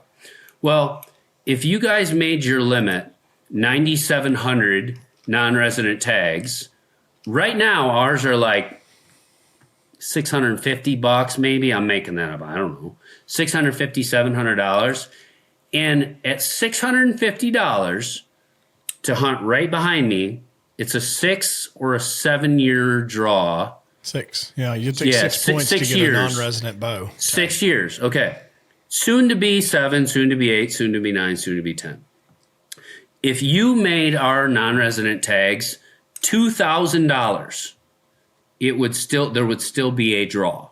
Yep. When you auction off our tag, it sells for $40,000 because people want to come here and shoot a buck and shoot an older age class deer, and they flee their state, which has the exact same animal, more habitat, more deer, to go hunt a state with the same animal, just a better age class, and they're willing to pay for it.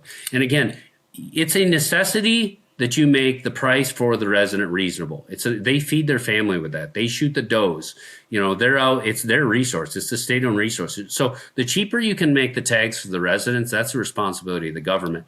And it is a luxury to travel to another state as a non-resident to go shoot an old buck. It just is. And then I'm in that boat when I go to Kansas. It's a luxury for me to do that. It is not a necessity for me to drive 5 hours to go shoot a older buck. So my point is, if you made the limit 9,700 and you put a price of $2,000, you have no obligation as a state to make this a charity case and be like, well, we got to price it at a fair rate. No, it's supply and demand. That's how government should work. It is economics. So you price it to a point where, it's an every other year draw or something. And maybe, I bet you if you got it to $4,000 per tag, you would have a draw. If our tags moved to $4,000 a tag, you still wouldn't be able to hunt here every year. I got your math. You're going to love this. I'm not a math person, okay? But if we said that 34,000 people came and everybody complained as non-residents, this is my favorite one, that the Ohio tag finally went up. It's like $400 now, okay, for the non-resident tag. So if you take the 34,000 tags, okay, 34,000 times the $400, it's $13,600,000. Am I correct? And anyone else would say, well, we'll never account for that. Skip, what you just said. Well, let's divide that cost into 9,700 tags that we're now going to give. $1,400. $1,400 for the 9,700 tags. You will still have that money. You would sell it. You'd have a draw. I'm telling you, will sell all of them. You will sell every single one at $1,400. Not the money. You can put it at $2,000, and dudes are going to come. They'll make more money. You'll still have a draw. Yep. In that equation, they would make more money putting that tag to $2,000 than the 34,000 tags at $400. Anybody not for that, I really do question their motive. I really do. Why wouldn't you be for that? Government is supposed to function on supply and demand and not emotion, raw economics. Two last things so you can go. This has been amazing, Skip. I'd love to do coffee when I'm coming out to Illinois in a couple of weeks. So if I get far enough west for you, I'd love to come hang. I'm going to hunt Iowa this fall, I believe, because I have my 6 points. So I was going to finally schedule a trip, and I've got a friend. Do you have to cash in those points? I don't have to. No, I can wait. I wouldn't. All right. Well, great. I won't. I wouldn't hunt next year. I would hunt in 2027. I think he's messing with me. Is he messing with me? I'd hunt in 2047 is when things are going to be. No, I'm talking. So I'm 1 year different. Instead of 2026, you hunt in 2027. Well, now we have to go down this road. Why? 2026, we're still recovering from EHD. Okay. Across the whole state. Skip, I don't care where you at. About me, you'll just hate this about. I mean, I'll be happy with a 174-year-old man. Don't come to Iowa. Okay, that 6,000 tags. The more I hear that, hey man, I'll shoot a 4-year-old, 170 with kickers. 100% I would. That 6,000 is being eliminated. We're going to zero. And that's your own. And we could talk about Iowa. It's hard to throw shade at Iowa. But to your point, listen to me. If I got the coveted tag, I planned a trip, and a 173-year-old walks out, the guy's shooting it. You know it. You know what I mean? I understand. I mean, it's crazy. And people will be like, well, but there's residents that do that too, and they shoot 1.5 year olds. Yeah, but But the residents that own land, most of them are pretty like they're good deer across our state, and they see the non-residents coming in. And I used to be this dude that I'm like, but that's big where I'm from, and they're like, dude, you shot that buck, right? 100%. And they say it with a smile on their face, like, really? Oh, so and I can understand when they're like cringing. We can't go to why he's not letting me hunt in Iowa in 26. We'll do that one. Go in 2027 because we will be probably not 100%, but like I'd say recovered from EHD to where the age class catches back up, our deer population gets back up. Next year will be better. 2027 will probably be at like 80, 90%. Where next year we're probably at like 65, 70%. Let that 4-year-old go next year. He'll be there the next year because deer actually get by in Iowa. And he'll be a 5-year-old and he'll probably be 200. Well, and the guy that I'm going to go, if I go hunt with the guy that I believe I will, he's got all his stuff really dialed, and he'd be giving me a list of who I can't shoot anyway. So I hope he wouldn't let you shoot a 4-year-old. Oh no, he would. Probably die. And I realize that'll rub some people the wrong way. Like he's going to pass a 4-year-old, but there's a lot of people in Iowa that will not shoot 4-year-olds, especially good genetic 4-year-olds. They'll be like, dude, I'll shoot a 4-year-old, but it'll be like 100-inch 8-point. Right. Correct. And I'll shoot that deer. Buck. So literally, there's a lot of people, not everybody, and it's not like most people, but there's a lot of people in Iowa, definitely more than Ohio, that'll be like 100-inch 4-year-old walks out and 170-inch 4-year-old walks out, and they'll shoot the 100-inch 4-year-old. And they'll be like, I'm not shooting that 4-year-old deer that's 170. I want him to get to his potential. I want him to get old. Or an 8-year-old that's 130, versus a 3 or 4-year-old with kickers that's 160s. I mean, they're not going to shoot that deer. And some people will, just like any state. But there's more residents here, especially the ones that own land, that are like, no, I'm not. I will shoot the lower scoring deer, and it's more about age than it is score here. Well, and let's speak to why. It's the guttural belief in their gut that the deer can make it. The environment that it exists within has a higher potential for it to make it. That's what they're measuring, right? Because if the risk of, like we have in Ohio all the time, the main argument, well, the neighbor will shoot him. Well, the neighbor will shoot him. The neighbor. Well, what a sad argument. Yep. And it's a reality, though. I mean, my buddies here say the same thing. Dude, if I don't shoot my neighbor, well, do you? And I just, you are the neighbor when you say that. Right. You are the neighbor. Is that, and fair enough, I don't care what somebody shoots. I don't care if somebody shoots a 2-year-old. I started shooting 1.5-year-olds when I started hunting. That's what I shot. I shot 1.5-year-old bucks. Then I shot some 2.5-year-olds. So, don't think that I'm that disconnected, like I haven't been that guy. I have.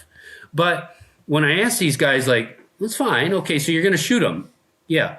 Do you want to shoot them? Is that what you're after? No, but if I don't shoot him, the neighbor will, though.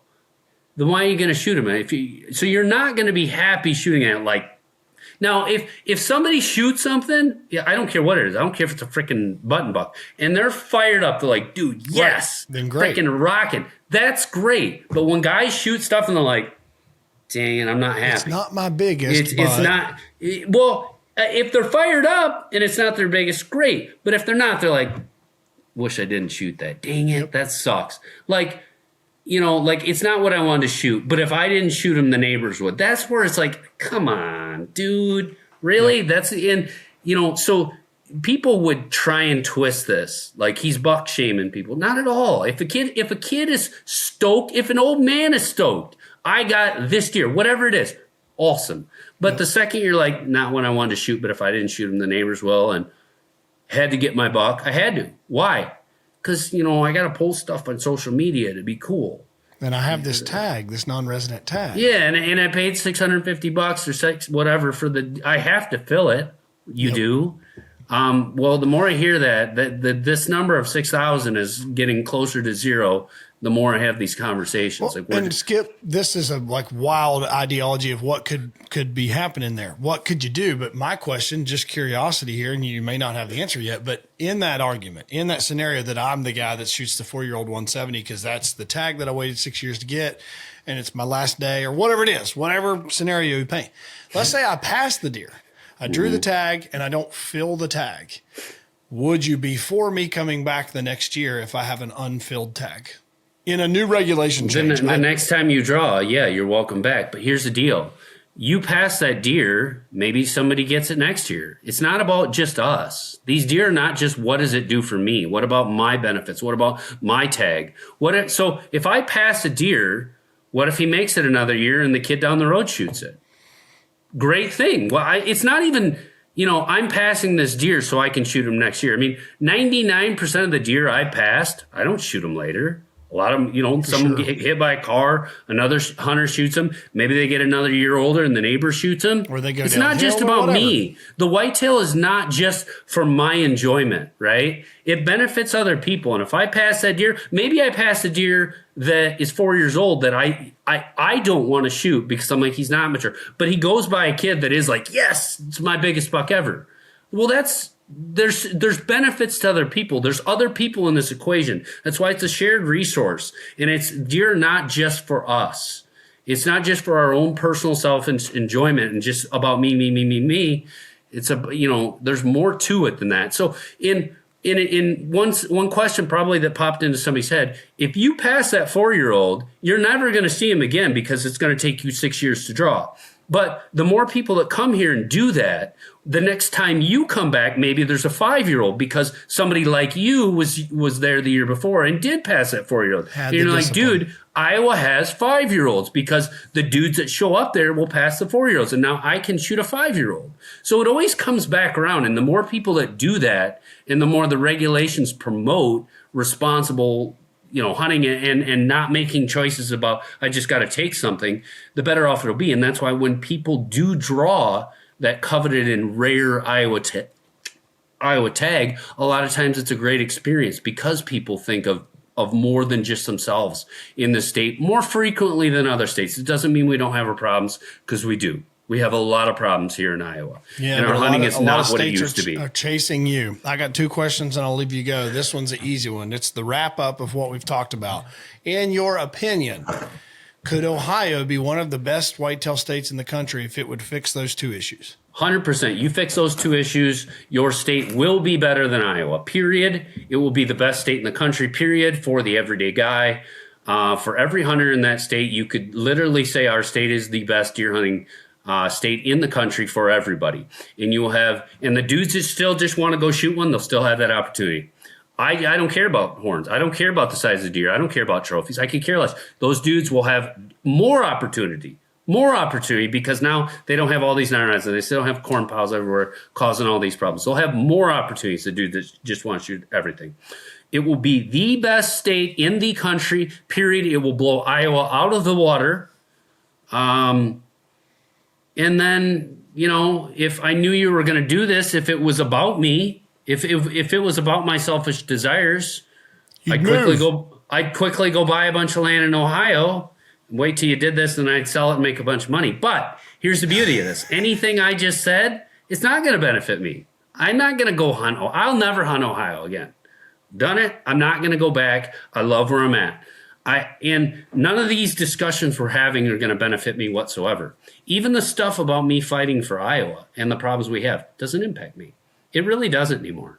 And, it's about... It just shows that you care, though. I mean, that's the thing that somebody better not misinterpret. Skip could just be a taker, right? He's got a lot of land. He's rich. He's got the American dream. He's got big bucks to hunt every year. If I was Skip, he could be just a taker. Just shoot your big buck every year. The biggest buck you have on your farm that may be a 3-year-old.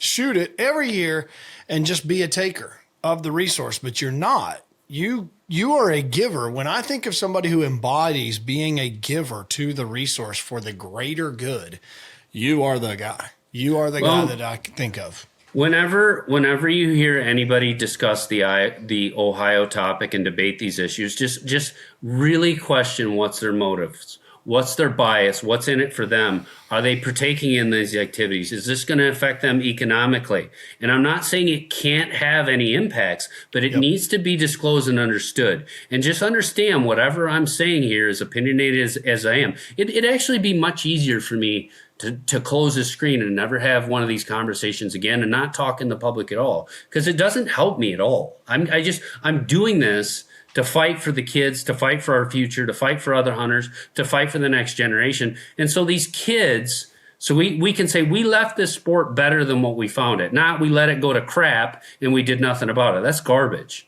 That's garbage in any walk of society, saying, no, we're going to let it slide. We're going to degrade it ourselves just to take something from it and leave it to the next group, leave some crap hole that's mismanaged. I think it's our duty to leave things better. And then, I've been blessed beyond belief from all my hunting experiences and the things that allowed me to do, and probably all the trouble it probably kept me out of.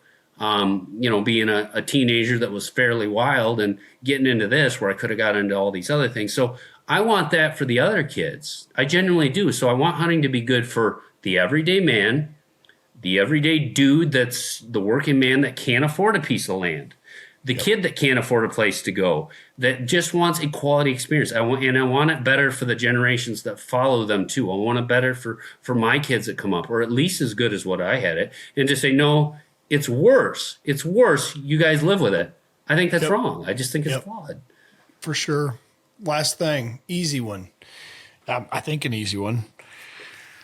Get into your think tank, Skip. Take a deep breath. Calm yourself.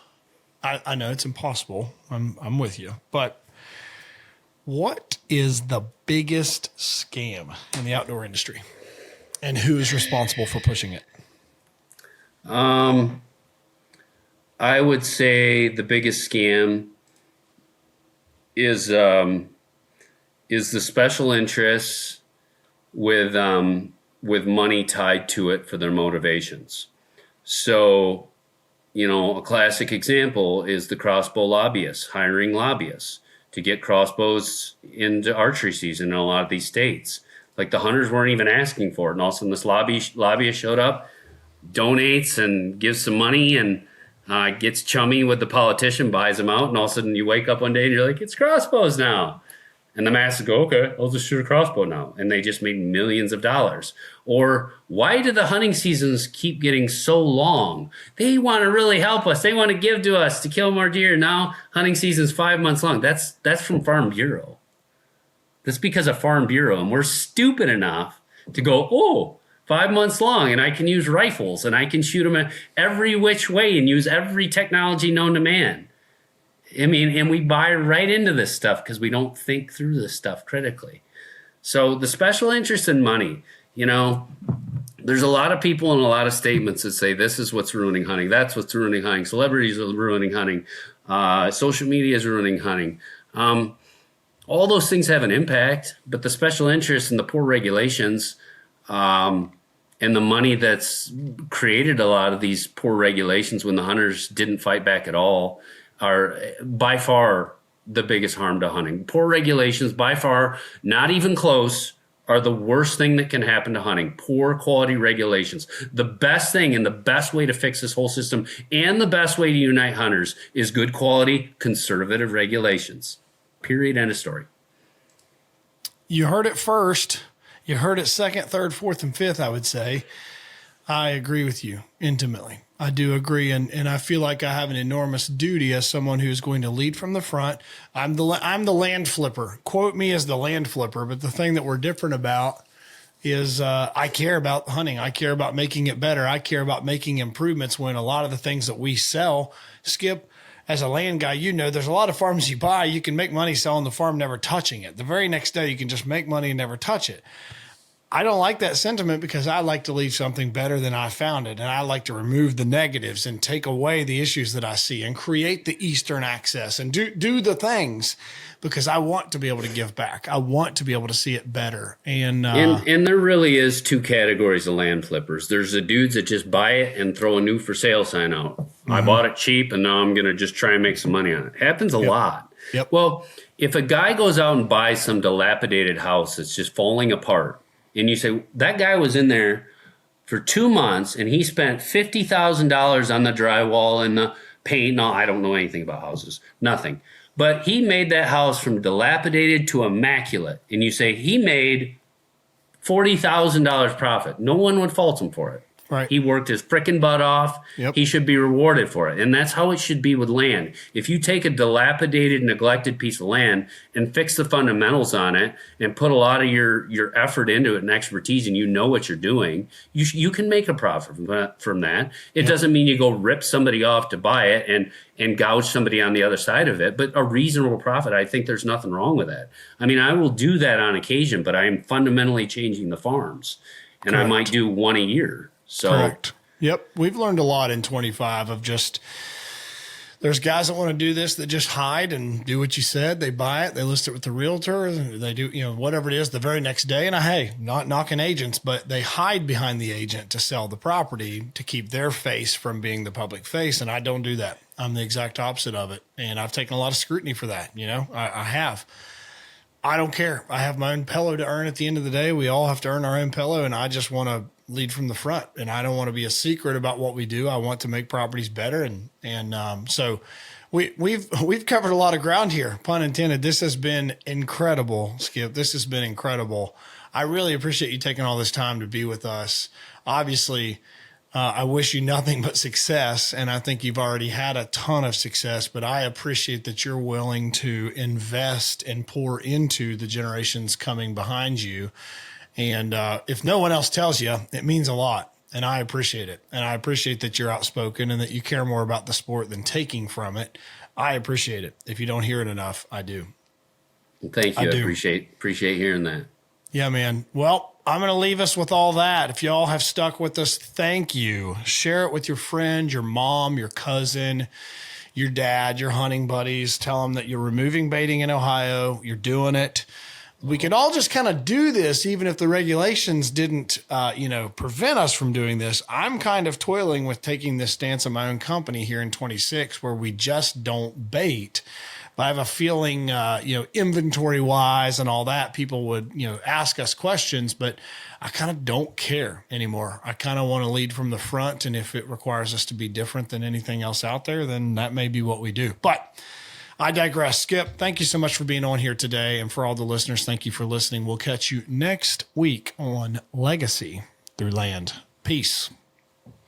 And that's going to wrap up this week's episode. If you're finding value in this content, we'd love to hear from you. It'd mean a lot if you could share with us how this podcast is helping you on your journey and let us know of any topics you'd like us to cover in the future. Be sure to connect with us on all social platforms at Legacy Acres Land Co. and subscribe to stay updated on when new episodes drop. We hope you've enjoyed this week's episode of the Legacy Through Land podcast, and we'll see you next week.